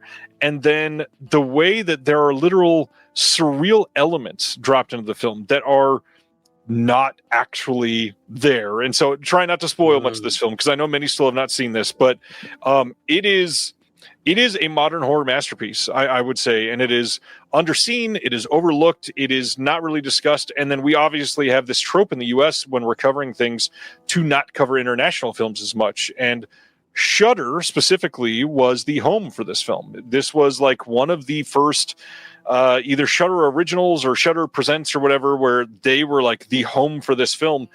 And now they're putting out this 10-film box set next month. Oh, that yeah. This film, I feel like, should have been in that box set, but they're leaning much more recent in the box set. Okay. This movie deserves to be in more people's hands. If you've never seen it, please seek it out. It is beautiful. It is harrowing in this really adult way for a story genuinely about like actual children, not even like this isn't like 16-year-olds. We're talking like kids. Yeah. This is a really great way to show, again, because it's like a group of kids, you get so many different ages that the reactions are different. The way that they're emotionally responding is different. And you can feel how harrowing it is. I adore this movie. Wow. Sounds amazing. Is it still on Shudder to stream? I don't have Shudder anymore, so I'm not sure. Oh, okay. Yeah, I think it is. If Okay. not, there was a disc release. I'm not even sure if that's still in print because this movie is 8 years old now, which is wild considering how early it was. Oh, Yeah. Ronnie's cutting out. So while you go talk about your second title, I'm gonna reconnect my microphone. Okay. Next up. So this is a lesser known film, but this is an early Paul Verhoeven film called Spetters, which I believe translates to hunks in English. Now, this film, this is so up my alley and so unique. I think I originally was describing this to friends as if you're familiar with Degrassi, the original, like the early Canadian TV show, they had a TV movie called School's Out, which kind of capped off the whole original series. So it was like a TV movie that was surprisingly really upset. Bob Tigers is awesome. Thank you, Corinne. See, now we're getting a comment saying it doesn't look like it is still on Shudder, and then Corinne says it is still on Shudder. Okay. I'm very confused. Might be. Well, I have Canadian Shudder, so maybe it's on one or the other. Is that spelled with an A then? Shudder. What? A. Never mind. Shatter? Shudder. No, spelled with an A. E-H. Oh. That was a terrible joke. You gotta. Time to reconnect your microphone, man. Come on. Oh, that was fun. Anyway, sorry. Yeah. So this, I was trying to compare this to School's Out, but basically, it feels initially like a bubbly teen sex comedy. It kind of has that presentation and feel as it follows these two. Okay. Not sure. Yeah, I can check after the stream. Thank you, though, Corinne. Okay. It's supposed to include Shudder. That is true. Yeah. Anyways, yeah. So this follows three friends. Oh, awesome. 3 friends that are motocross racers, motocross enthusiasts. One of them is like a star athlete. One of them is sort of like a hanger-on, and one of them is a mechanic.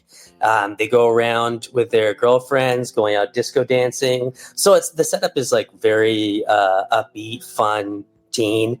But things start happening that are very kind of upsetting and dark. One of the initial scenes is actually like a gay bashing hate crime where the whole group of them attack these 2 gay guys. And I think that there was a lot of controversy about this film because of these moments, but it really just takes you to be kind of not a cheap Blu-ray. I got this for $30. So I did go out of print. I got this a few years ago during the pandemic. Anyways, yeah. So I think that there was a lot of controversy about this film, and I think that it helps to go into it knowing that it is Paul Verhoeven. He does like to kind of throw these curveballs at you, especially when it comes to sexual assault. There's a storyline in this that involves that that is really hard to kind of wrap your head around.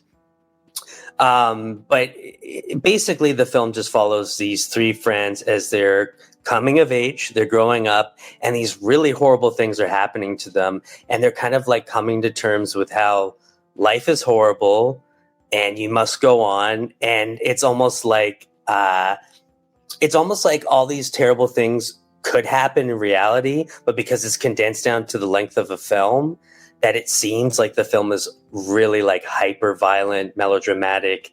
And it's almost like these people are being subjected to a film in a way, you know? But you start to look back at, like, say, your own personal experiences in life, and it is condensed down into this form of like a narrative or a spectacle even of these like traumatic moments that you yourself personally might have experienced. Do you know what I mean? Like, that's kind of how you shape memories. And I think that that's kind of what's been partly forming my idea of like grouping these films together, is this idea of like, well, when I do look back at my past experiences, especially the traumatic ones, I do kind of form them into these stories in a way, into these like really intense moments that do feel probably more cinematic in my mind, even though I don't fully understand why they happened or what I can take away from them, which oddly enough is kind of like a film like Spetters, where you just watch these weird strands happen, these weird narrative strands for all these characters, and how it seems like they should just be going about their life dealing with normal problems, but really, really horrible, upsetting, depressing things happen instead. It is Paul Verhoeven, so if you like his other films, like maybe less so his Hollywood films, to be fair, is more like, this is maybe a little bit more in the camp of like Starship Troopers, of being almost like satire in a way. Yeah. But again, way more disturbing and upsetting. But yeah, it's super fun. It has Rutger Hauer in it. Yeah, I really love this movie. It blew me away. Highly recommend Spetters. I've been meaning to watch that for years. Yes, it has been out of print in the U.S. for a long time. If you are region free, and I'm not sure, the disc itself might be region free, there is a UK release that looks to be like £18, and that's it online. And you can probably find that like Rare Waves or somewhere. Thanks, Sibner, for looking that up. I need to check this one out. Yeah, I've been meaning to for ages. What's your thoughts on Paul Verhoeven? Are you a fan? I love his stuff, but I've only ever been able really to see, because of access, the Hollywood stuff. I've never really dove into any of the earlier stuff, which I need to. But I mean, Starship Troopers is one I saw way too young, and loved and didn't understand. And then saw it later and went, oh, this is a different movie than I thought. And it's still amazing. Yeah. I mean, RoboCop is one that every time I watch it, I'm just like, oh, good night. Every time I watch it, I get more out of it. It seems to kind of like slightly shapeshift, you know, and become less of this like sci-fi blockbuster. Yeah, it kind of does. You're right. There's a few different covers of this. Unfortunately, it's not a reversible one. But this isn't my favorite post art for sure. It definitely does look like that. That's not really the vibe of the film, though. So, yeah. Good call on this one. So my next one, this one is probably the most mainstream possible answer for this, but I've not talked about this movie in a long time, and it's kind of timely this week, literally based on what is coming out in theaters this weekend. So 1986 was a year right in the middle of a legendary run of films, and Rob Reiner's Stand By Me is going to live in infamy here. I mean, we've got, in order, this is Spinal Tap, almost perfection. The Sure Thing, very good. Stand By Me, perfect movie. Princess Bride, perfect movie. When Harry Met Sally, perfect movie. Misery, perfect movie. A Few Good Men, a few good scenes. Pretty good.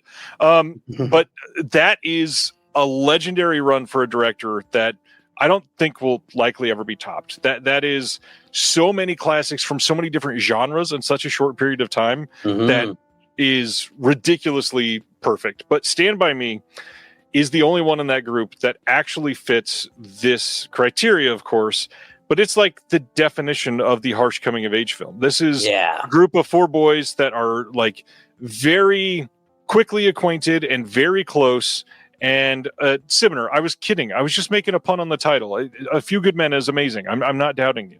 calm down. Yeah. It was just funny. Relax. So Stand By Me is about these four boys going to look for a dead body and the journey that it takes them to get there. And along the way, they're like cussing for the first time and fighting and like actually coming of age before your eyes in a way. Like they are genuinely turning from like borderline adolescence to like, oh, suddenly we're fucking adults. We just got woke up by what we just found. And of course, this isn't really a spoiler for a 40-year-old movie, but they found the body, and that in itself is like the climax that you almost don't really expect for this movie, because you're almost at the point of where like they're just going to be a journey to not find something, and it's going to be about the story. But no, like they're going there, and they actually find this, and I think that is funny enough. What actually makes this movie great is it kind of like subverts expectations by giving you what you should expect based on the premise of the story, but you don't really expect the story to go out the way that it does. And I don't know, it's not really like scary or harrowing. It is just the perfect semblance of that line between child and teenager. And it's written so perfectly and done with such like a morbid topic and a morbid small town feel of there's somebody missing and we're going to look for him.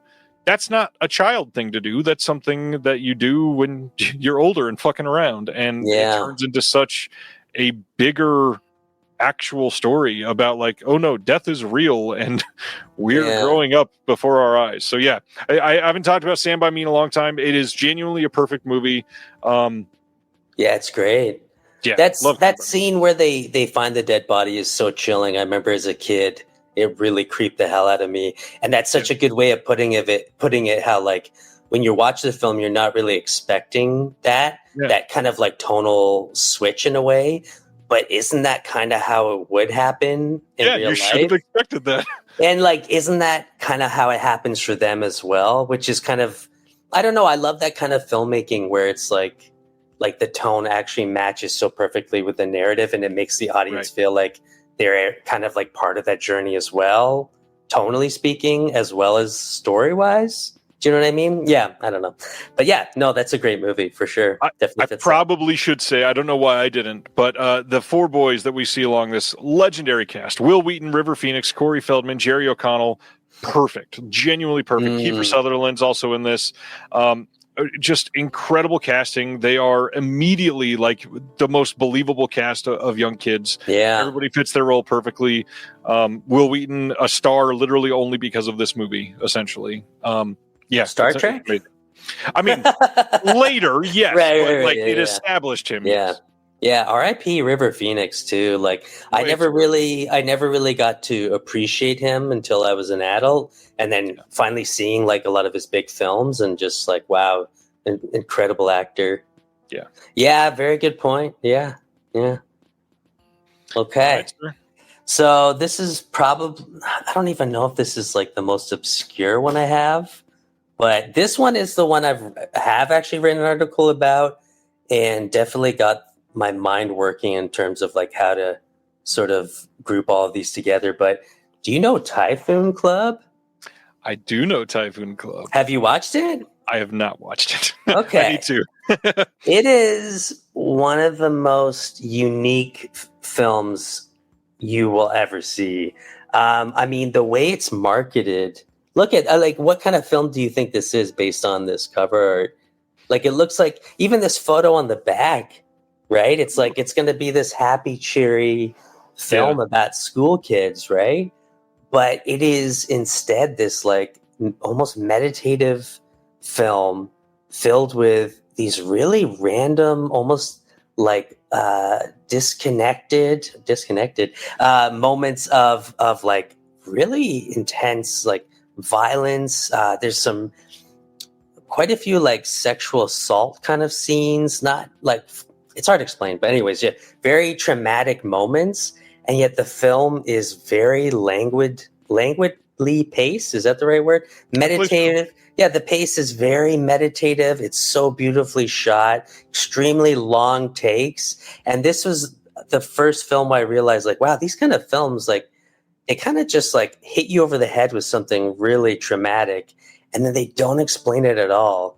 The characters involved don't really seem to react to these moments in any kind of way that you think someone should within a narrative. I think we're so used to sitting as armchair critics and going, well, why didn't the person do what they were supposed to in this moment here? When really, in actual life, people rarely act how you're supposed to. And you can almost not really predict how people are going to act. And I think this film really nails on the head.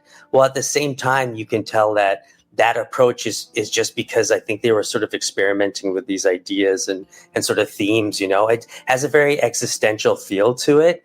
And as I was talking earlier about how these films you can see sort of like a coming of age, a progression. With this one, it's almost like it doesn't feel like these kids come of age. It feels almost like these kids are trying to savor their last moments of innocence in a way. And there's certain moments that kind of accentuate that, but I can't really get into it without really kind of spoiling it, even though it's not really a super spoilery kind of film.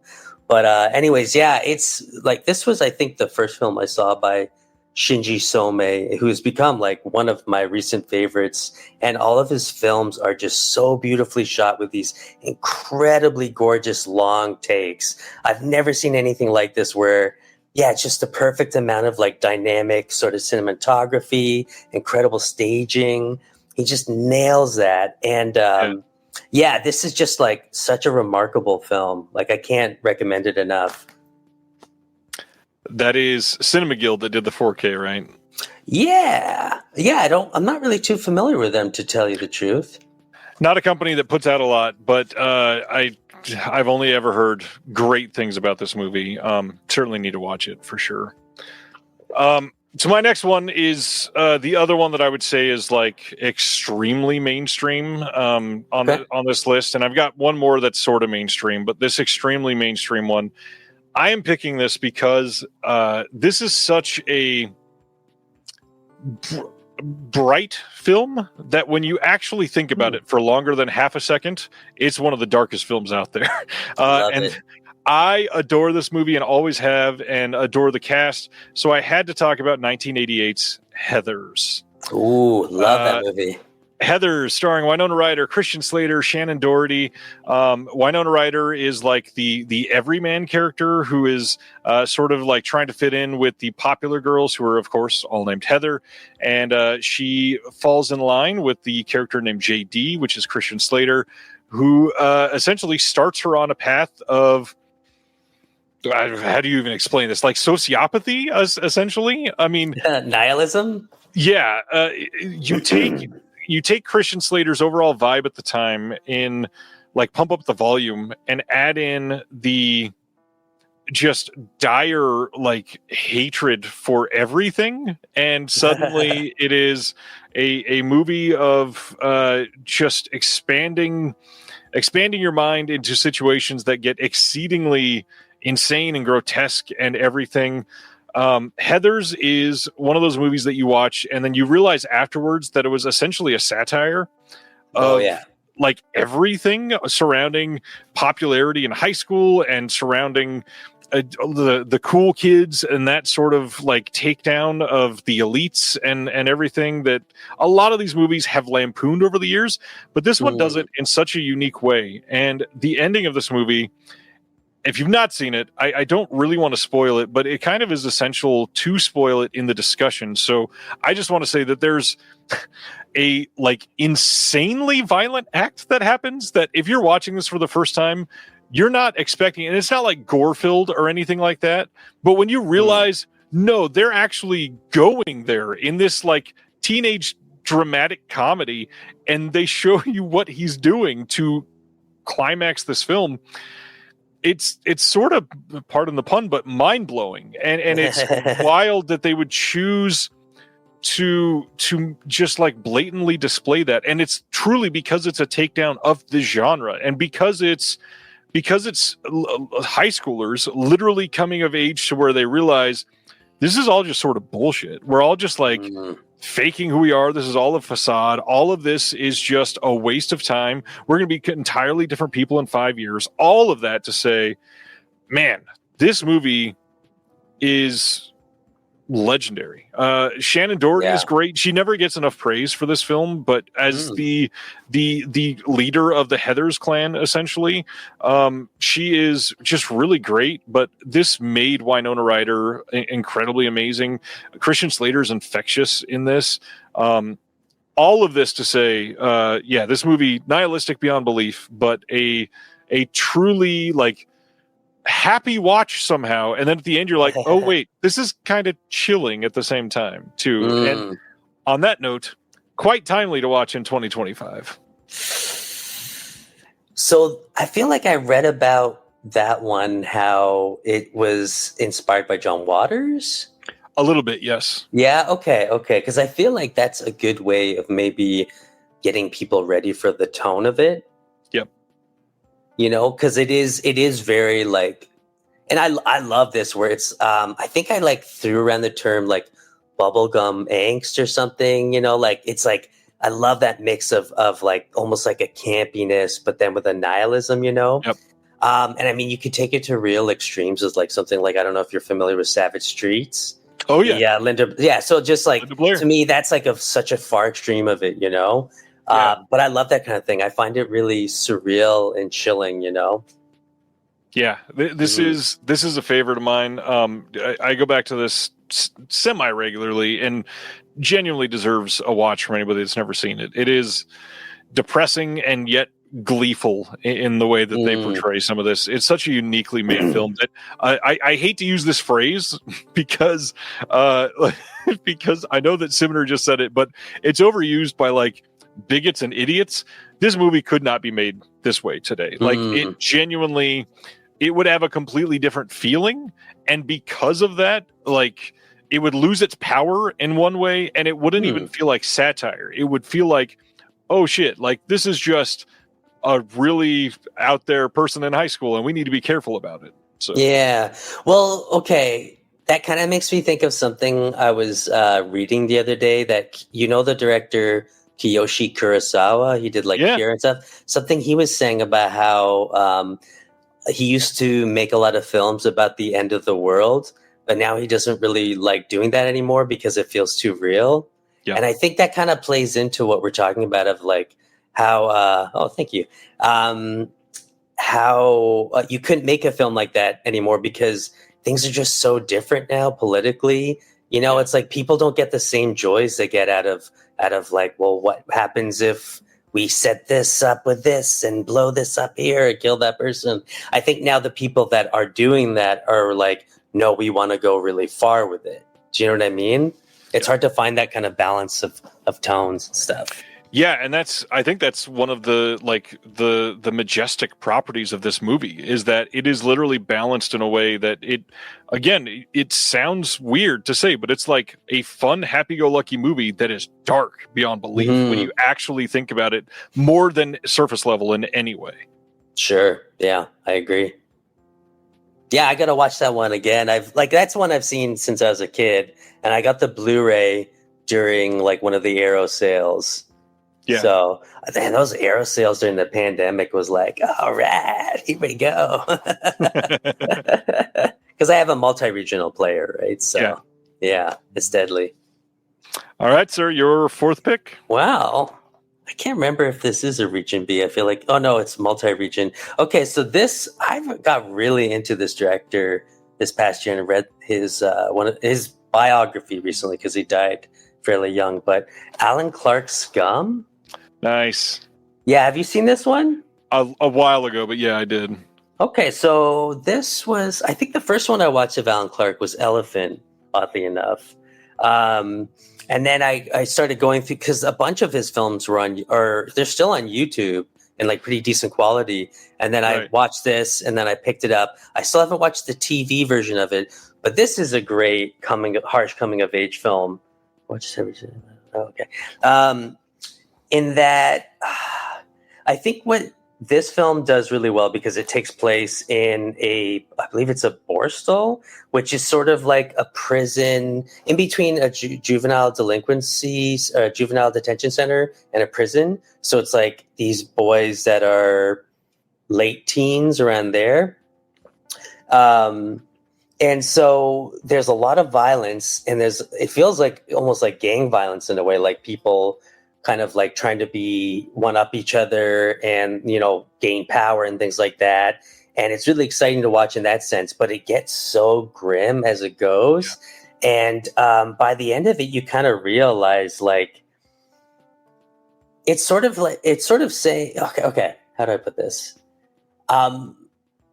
A lot of crime, I think, happens because of the circumstances that are pushed onto people by the higher ups. Do you know what I mean? Like the governments, whatever. Like people are in different situations that push them towards violence, whatever it is. And this is kind of a microcosm of that, in a sense that because of the way that these boys are treated, they don't initially act out against the higher ups. They act out on each other. And it takes the whole film for them to kind of maybe realize that, or more for like the story to realize that. And that's something I really loved about it. It's sort of more of a political leaning, harsh coming of age film because of that. And as I said, like I haven't watched the TV version yet, but from what I was reading in the biography on Alan Clark, the TV version actually leans more into the like homosexuality, I guess would be the best way to put it, of like how they Ray Winston's character forces other boys to be like his lovers, and things like that. That comes up a little bit in this, and I find that really fascinating that the TV version that initially came out was more interested in that aspect of this like microcosm kind of world. But yeah, with that being said, like this is such a harsh film. It's really exciting. Great acting. I mean, Alan Clark, all of his films, the acting is always insanely good. And I can't recommend his films enough. A lot of them are on YouTube too. And most of them are pretty short because they were TV films. So they're usually around like an hour 20 or less. If you're into, like Mike Lee kind of stuff, but wish that it was more violent. Alan Clark, Scum, all of his stuff is great for that. Good release. 88 Films just released this on 4K like 2 months ago. I know. I gotta, okay, like as a rule, do you always upgrade? No. Because, and this is one of the hot takes that I was like, I might have to drop this because I was initially like, I want to upgrade. I want to like get the 4Ks of all the movies I love. To tell you the truth, there's the two that made me go, I don't know if I need to do this. The Thing and Poltergeist. Oh. When I got those 4Ks and I threw them on, I was like, I don't really see much of a difference. I don't know if this is necessary. Now, Suspiria, Santa Sangre, King of New York, like those ones, yeah. Those fucking blew my face off. I would say The Thing is a pretty great looking 4K. Maybe I don't have it set up right. I don't know. Poltergeist a little less so, but it's still a pretty good 4K. Did you have the Blu-ray though before it? Oh, I mean, I've owned The Thing on like 9 different formats. Oh, so, my bad. No, that was not meant to brag, but I just wish you said, you know who you're talking to? Sir. Sure. No, that was more of like it's The Thing. Come on, like right, everybody has The Thing. So yeah, it's one of those movies that I've watched so many times, but the first time seeing it on 4K, it did feel like wow, this actually does feel different for me, at least. Really? Okay. Yeah. Maybe I don't have my TV set up right. I actually, when I got the TV, I did the Google and see, what I got to adjust the colors here and there. I watched a movie on it. I was like, nah, man. And I went in and I boosted all the colors. I was like, I got a new TV. I want to make this look like boom, The best thing to do, and it's pricey, but like proper calibration on a good TV is mind-blowing. It changes it a lot. Like to get it professionally calibrated. Can you get the person to come and then be like, hey, but can you make this look like like more crazy? Like I want look great +1. No, like I don't want anything muted. I want all the colors and the lights to pop. Yeah. Even if the film was supposed to be drab, I don't want that. Good. Yeah. I'm glad that you walked that back. Okay, my number 2. This is one. Wait, number 2. Or the fourth one. Fourth, yeah. Not ranking. Sorry. No. But your the fourth film in your order, yeah. Yes. So how are we still on number 2? If we were ranking, it would have been like the second. Never mind. Oh, okay, I gotcha. This is one that has not been released on 4K that I would upgrade in a heartbeat because of how many dark scenes are in this movie. Oh. I am going to go on a limb and say most people in the chat have probably heard of this, but I still think this is a very underseen film, and that is 2008's Let the Right One In. Ooh, okay. This is maybe a hot take. This is my favorite vampire movie of all time.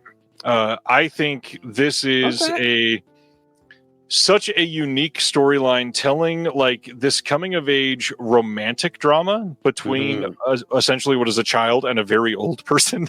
And you don't realize that because of what's on screen.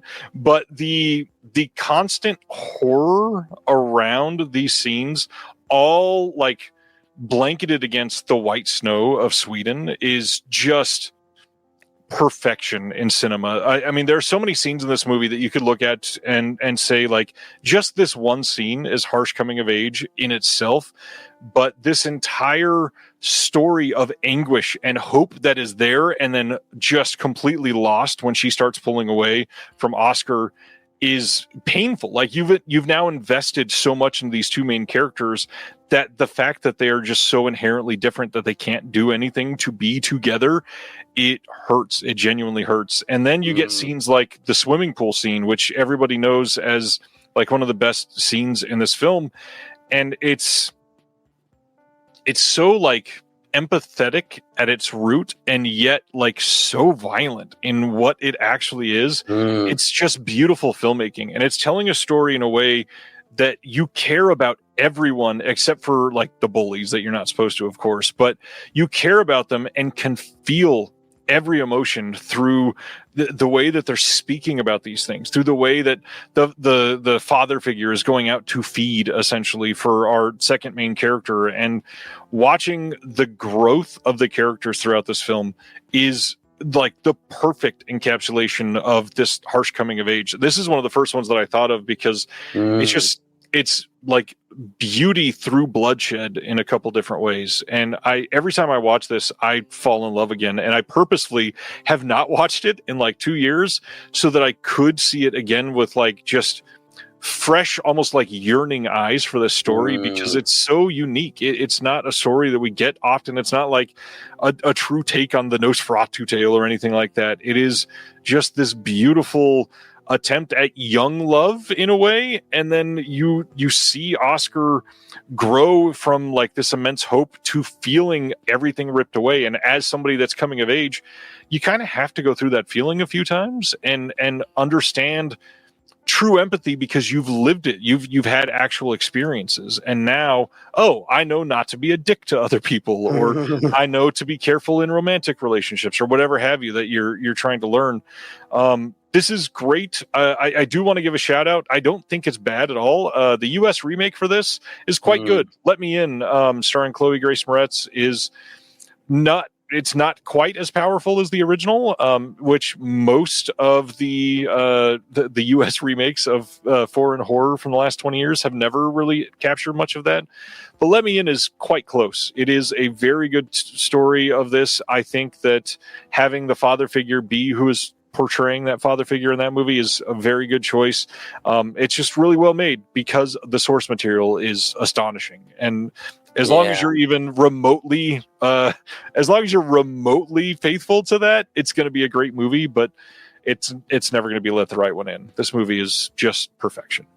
Yeah, I saw that one maybe 10 years ago. I think I got like a DVD of it on sale or something, or like you know those like horror packs where they just throw 3 random movies together. So I think it was like Let the Right One In, Sick Nurses, and Time Crimes, like packaged together.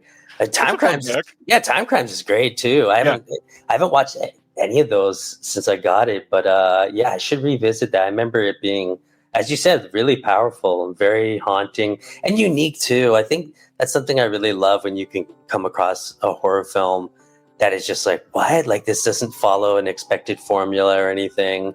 And I do think that happens more so with horror outside of North America. Yeah. And especially like not to like downplay the fact that it's another like exorbitantly white country, but we don't get Swedish films that break through a lot, and to get a good Swedish film is nice to see. And it's a completely different backdrop. I mean, as I'm talking about the bloodshed and the snow, Sweden is covered in snow so much of the year that you can portray something that it's a little easier for them to film, but also it's not the same type of like snowfall that the US gets. And so it's again like opening your mind to a completely different culture, because all of the scenes that they shoot in this like horseshoe apartment complex area that are on this playground, and you see this playground, but surrounded by so much snow that everywhere you go, it is loud to walk. You can see you can't see the ground anywhere. It's just a completely different vibe. And so it changes everything, because the whole movie feels cold, the entire thing. True. It almost makes you wonder if it kind of does hit different if you are from Sweden versus watching it in, the States or somewhere warm for most of the year, That's Watch interesting. In Sydney. yeah, or I don't know, Mexico or something. Yeah. I'm sure it does, but I kind of love that like it kind of can transform outside of its region, Yeah. Okay, I'm not really sure. I've grabbed two. I was like, I don't know which one to pick, but maybe I can talk about them both really quick. Yeah. Okay, because for one, like Come and See is like one of the best movies ever made of all time. That's to the point where, what's that? I said it's all right. I'm just kidding. I'm just kidding.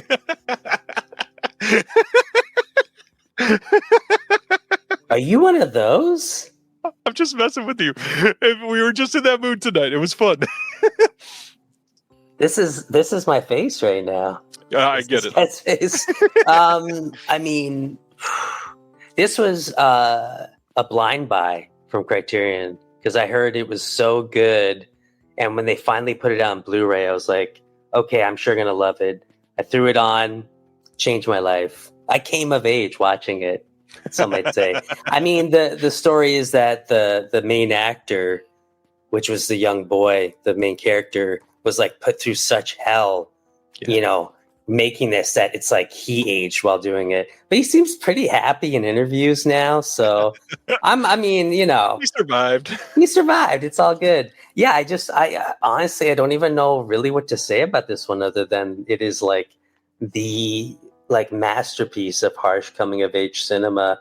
And it says so much about war and violence and just life. It's just an amazing film. But I do want to highlight this, which I think is like undersung from Severin, this release. Again, it was a blind buy and it blew my mind. And it's actually such a fascinating collection, the Kinky collection. Highly recommend this if it's still out. So you essentially get in this collection Navajeros, El Pico, and El Pico 2. And it's really fascinating. Like there's documentaries on here that talk about it, how like the main character is played by this actor who was actually like a struggling heroin addict. Yeah. How about an instant transitioning from child to grizzled?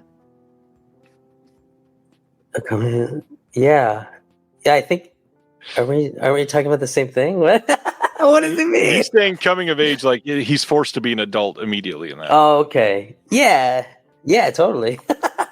So this is really fascinating. So with Navajeros, you get kind of a more like upbeat, fun exploitation film in a way. And then with El Pico 1, you get a very serious like heroin drama. And El Pico 2, you kind of get almost like a mixture of both films of like the fun exploitation romp and the serious heroin drama. They managed to like marry both those films really well. I'd say all three films are excellent though. And it's just amazing learning the backstory about how like Navajeros, for instance, is based on an actual criminal who became a celebrity. And, is it a spoiler to say if it's based on a true story? No, I don't think so. Okay, not for these, because that's like the whole point of this genre, kind of. Yeah, I mean, it's like Yeah. I don't know. I still feel weird about saying it because I mean, no one knows who the. Yeah. Anyways, I mean, it's a harsh coming of age film, so really bad things happen. But yeah, with Navajeros, you definitely see the loss of innocence, and I think it's that one. It's more about like mortality in a way. Like these kids think they're invincible, and then when they start dying off, they're like, "Wait a second," you know. And prior to that, they were able to like rob anyone. And El Pico 1 and 2 have more heavily to do with heroin use. But as I was saying, the main actor, this guy here, was actually a heroin addict in real life. And I believe the director, Eloy de la Iglesias, was also a heroin addict. From what I remember it saying in the documentary was that they were lovers. And I think he died, this actor, in Eloy de la Iglesias' is his apartment. So I think he got out of prison, went to his apartment. Eloy wasn't there, and in the span of a few days ended up overdosing on heroin. That's real life. That's not a spoiler. Okay. Sorry. Yeah, great set. This was a total blind buy as well. I just the pandemic was rough, right, guys? Remember those days? Yeah, no, I just remember coming home from work one day and being so bummed that I just blind bought the whole bundle at the time. And it was excellent stuff, too. I was like really happy with this. And just a reminder, sometimes you got to take a chance, you know? I have liked everything I've seen from Eloy de la Iglesia. He is a really great director. Yeah, I mean, I've seen quite a few things. I haven't seen... Mondo Macabro is releasing one that sounded really cool. That's sounded like Funny Games-esque. Perhaps. Yeah, that was on my radar. I was like so on Murder in a Blue World, I think it was what it's called. I was so on that. Didn't really like go the distance for me. And Scream Heard on the Street or something. Scream in the Streets, yeah. Yeah, that was okay too, but I loved Cannibal Man, and I loved the Kinky Collection. The Cannibal Man would actually go great in like a good homoerotic like horror film set. You know what I mean? Yep. Is that sort of like about that too? Yeah. The Mondo Macabro releases Forbidden Game of Love. Yeah, I mean, I might have to grab that one standard at some point. Sounds cool. De La Iglesias' Uranium Dream set from Alternate Innocence is great, says Oh, Ronnie. What's in that? That one, let me pull up on the other tab. Uranium. I am typing it in wrong. 2 homosexual films. We get what are the titles? Hidden Pleasures and Confessions of a Congressman. Okay, so then someone else. There was another one that they put out that sounded kind of like that, but I forget. It was like Pals or something. Pals, yeah, that came out from Utopia or Yellow Veil, I think, through OCN. Okay, is that good? That one I've not watched yet, or maybe I did watch that one because I think that was on the Criterion Channel. Oh shit! Oh yeah, they had a collection on there not too long ago, I think. Yeah, of his films. Yeah. I mean, yeah, he's gotten a lot of releases over the last few years, and it's been truly nice to see because he does just great stuff. Mm-hmm. Yeah, just a really interesting character. Like, I'd love to see a full documentary on him. The documentaries that come with the Kinky Collection are like, like half hour long, so they can't really dive too deep into it. But yeah. Pals okay, cool. Thanks, Ronnie. Mm-hmm. All right, so my last one. To like the average film goer, I don't think this one is mainstream. However, just like Let the Right One In, I'm betting that most people in here have seen this, but this is not a movie I talk about all that often. This is the film that I think of when I think of harsh coming of age, because it is similar to Let the Right One In. It's about like forlorn love in a way, but also just realizing that people are different and ideologies and family can truly shape the overall experience, even when you live across the street from people. And so I had to talk about 1999's. I was seeing if you were going to figure that out then. The Virgin Suicides by Sofia Coppola. Oh, I was thinking that when you said that. Yeah, 1999. Oh, man, that's a great movie. Yeah, so this movie, it's about a group of boys that fall in love with a group of sisters in another house, and they're all just these like pitch perfect, beautiful, luxurious white women with long blonde hair, and they're all raised to be like trad wife type of background, more like religious leaning household, and them trying to approach them to see what we can, try to establish any form of a relationship before it gets into like a romantic relationship, and seeing the relationships form. And obviously it's 5 sisters and 5 different dudes, so they're not all at the same age levels. Kind of like I talked about earlier with Tigers Not Afraid, you get to see like the awkward, very young sort of interactions with the older, like we're about to be full-blown adults interactions, all mixed in because they're different ages across the spectrum here. But this movie boils over into a climax that truly lives up to the name of the film. And it is such especially looking back in 2025, a dark imagining about how super conservative traditional religion can take somebody and melt their brain in ways that can change people's lives, and the way that affects those around them. I mean, this is a narrated story of somebody, I think he's like 40, 41 when he's telling this story, looking back on how his life was affected by what happened when he was younger. And watching this for the first time, I don't remember how young I was, but I was probably, 23, 24. I certainly didn't see it anywhere near 99. I'm too young for that. But watching it later, having just walked away from religion and starting to find myself, this was like oh, fuck type of movie to watch. And seeing so many of these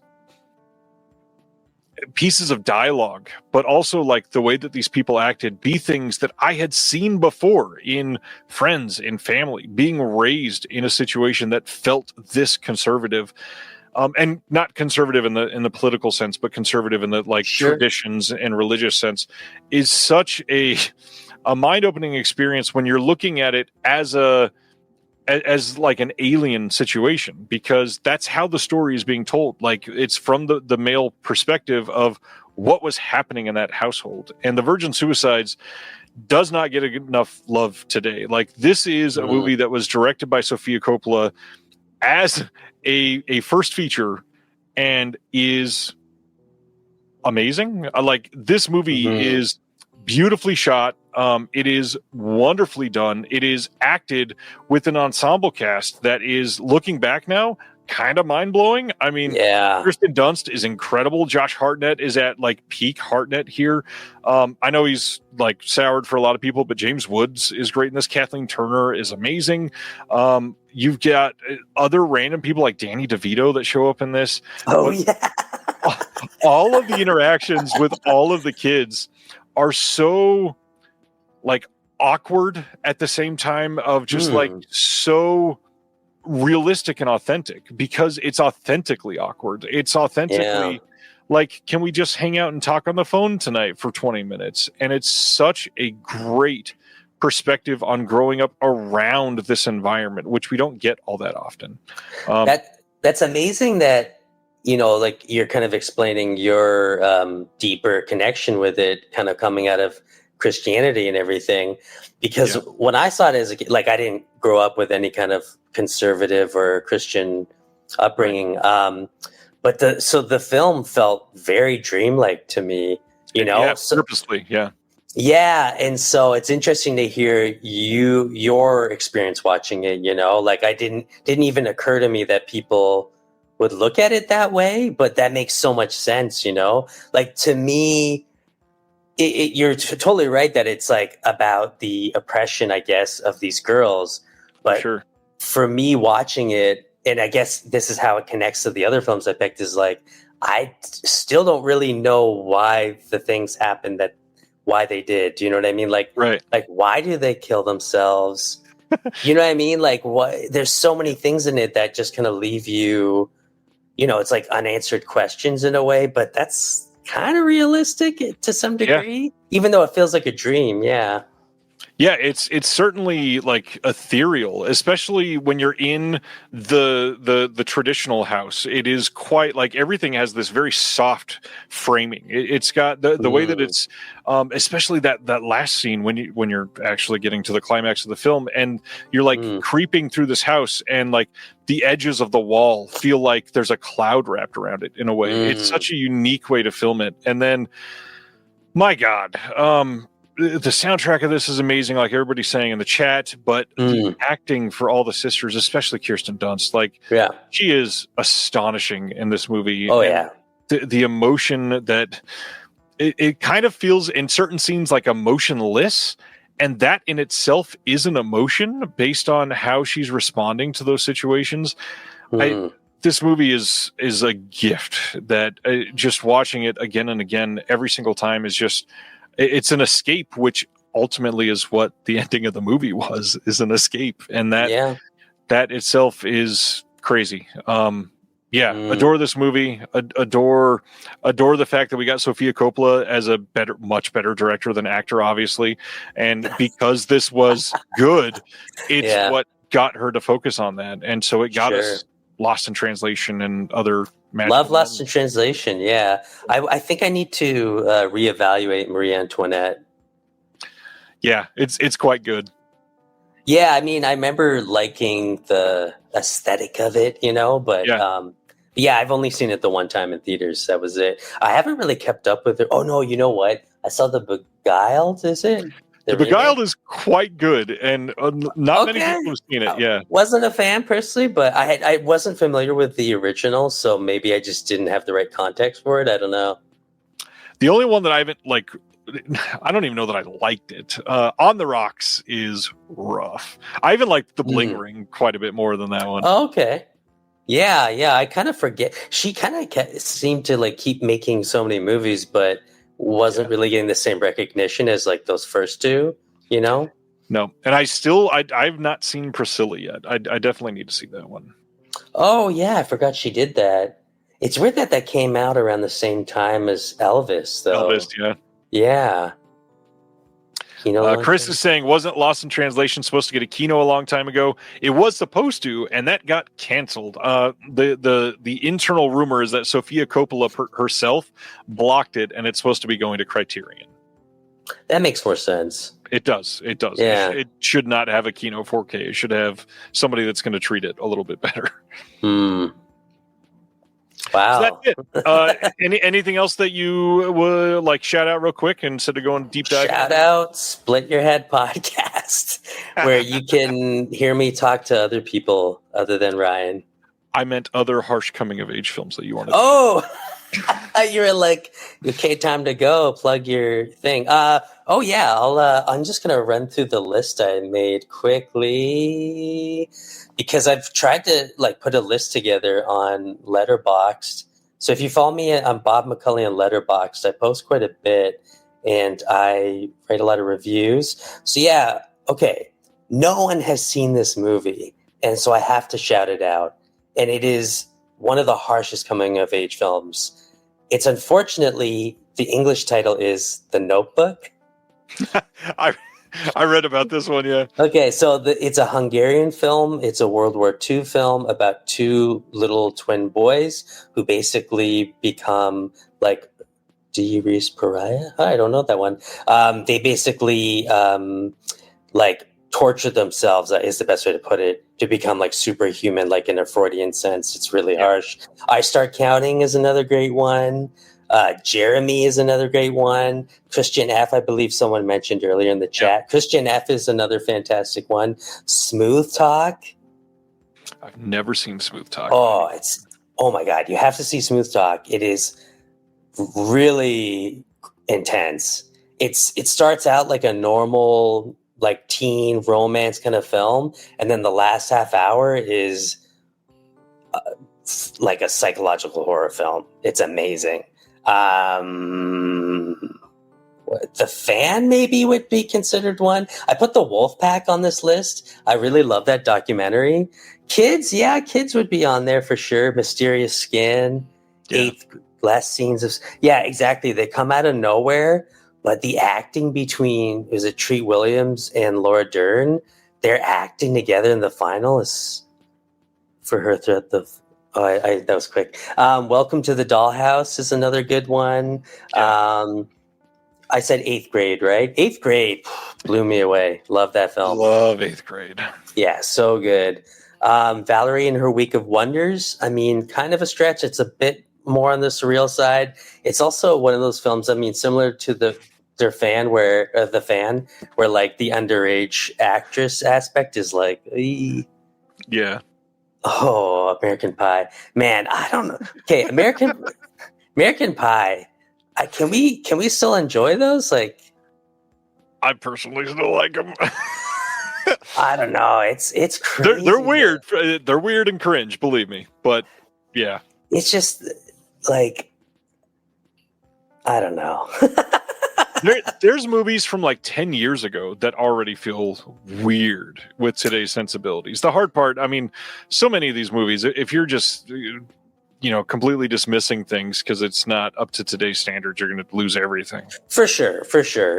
It's just one of those things you have to prepare yourself. Like my wife and I tried revisiting Superbad recently, and we're kind of taken aback a little bit by like the way they were talking. Yeah. So I was like, man, I don't remember talking like that in high school about girls and stuff. I was just like, this is crazy. Yep. But I don't know. We're all cut differently, I guess. And no, it's not like it's a bad movie. I think you just have to kind of be aware of it. Yeah, I mean, there's movies. Some of the stuff that I went to show my kids that I saw young, and like 30 seconds of the movie, there's throwing around F slurs and stuff, and I'm like, okay, let's teach the 7-year-old what this means. Yeah, no, good call. Yeah, that got thrown around a lot in the 90s. Can't hardly wait. When was the last time you watched that? There was a Blu-ray that came out like 3 years ago. I think I watched it then. Okay. It's not.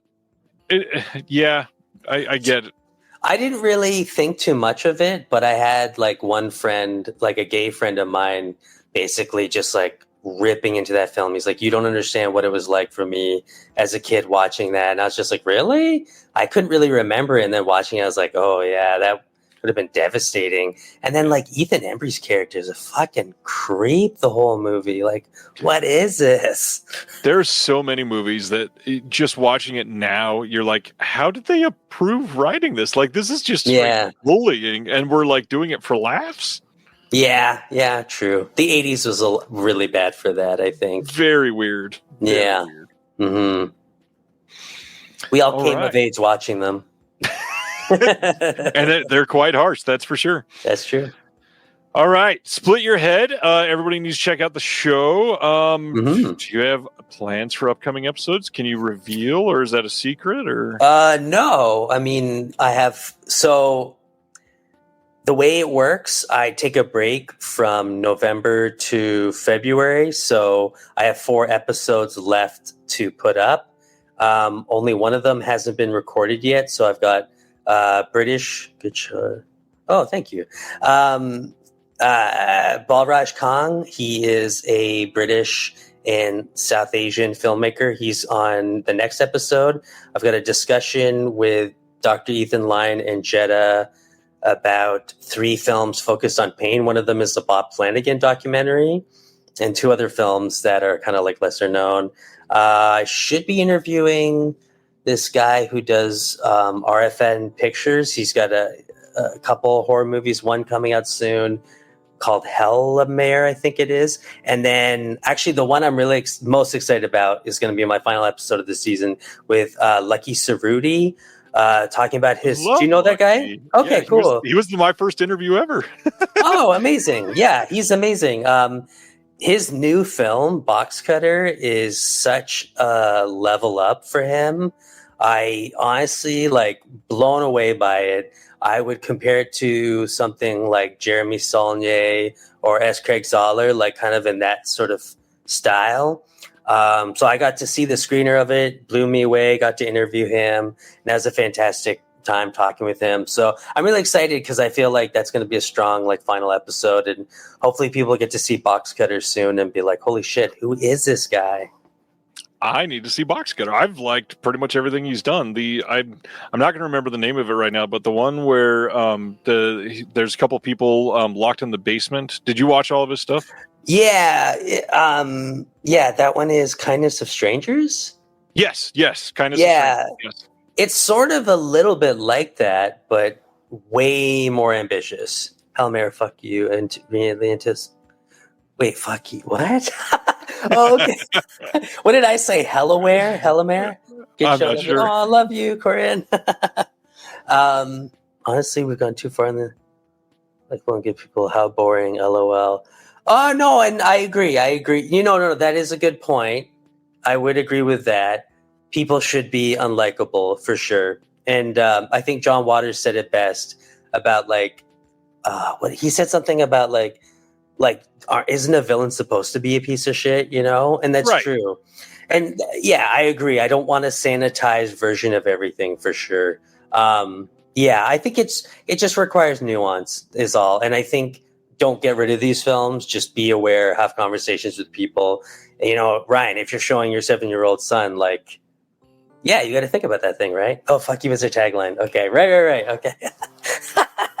Yes, I agree. I'm not trying to sanitize anything either. And I don't want movies to be made that are only allowed to be sanitized because all of those things exist and we need to keep the knowledge of that so that we don't go back to that.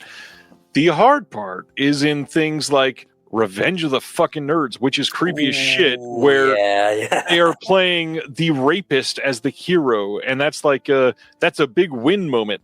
That is just that's too far gone. And I'm not saying that should be erased or anything, but also what the hell were we doing in films? Yeah. That's wild choice. You know what? And I'll make this my last word on it.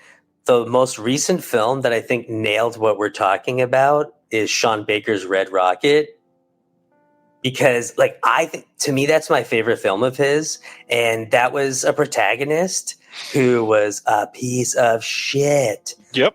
But on purpose. Yeah, totally. But it was so exciting to watch. And not once were you ever they're condoning this, but you couldn't help but be lean in, be what's he going to do next? Right.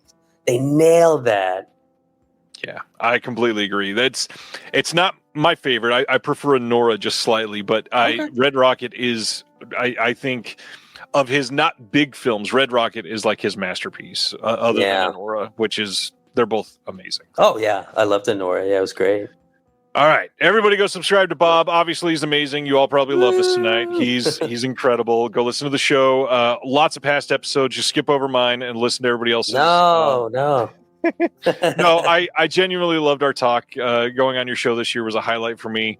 It was a big conversation that we didn't even talk about a lot of the things I think we planned on talking about. And that's what made it great. Listening back to it, we did actually at the last half hour get very down to business. But the first hour is basically just us talking about punk shows, house party shows, growing up. It's very nostalgic. It was cool. It was a really good chat. Grateful you had me on. Everybody go subscribe to Bob. Next week, going to be a fun show. Please come back next Thursday. It is one that is going to be very interesting to see how it goes. I don't get a lot of chances to do this because there's not a lot of people willing / able to do it when it's this late. And for the first time in quite some time, I get a female guest other than Rachel, who just came on. Rachel was amazing, but this is one that first off, you hopefully will be seeing an interview with her on the channel pop up before next Thursday. So let's check that out. Everybody, you're amazing. We'll see you next Thursday, Bob. You are amazing. Keep up the incredible work on the show. Can't wait for these interviews, especially Lucky. He's amazing. Yeah, you'll like it for sure. All right. We'll see y'all next time. Be safe this weekend. See you. Bye. Thank you for watching The Disconnected. On the way out, make sure that you are subscribed to the channel, that you've liked the video, and that you've copied the link to be able to share it with someone else that may appreciate this.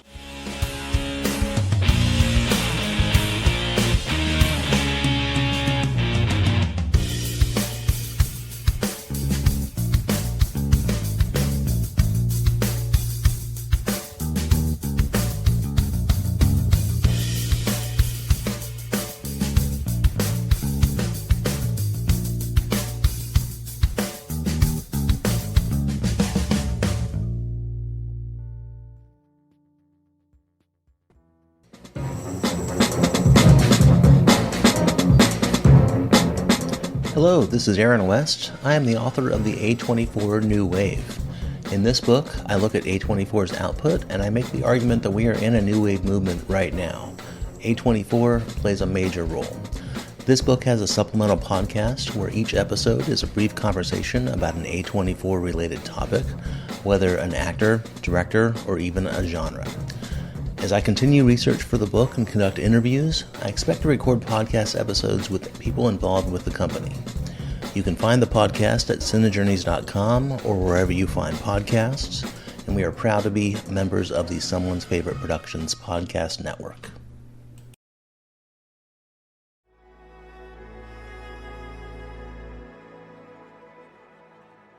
Thank you for listening. To hear more shows from the Someone's Favorite Productions podcast network, please select the link in the description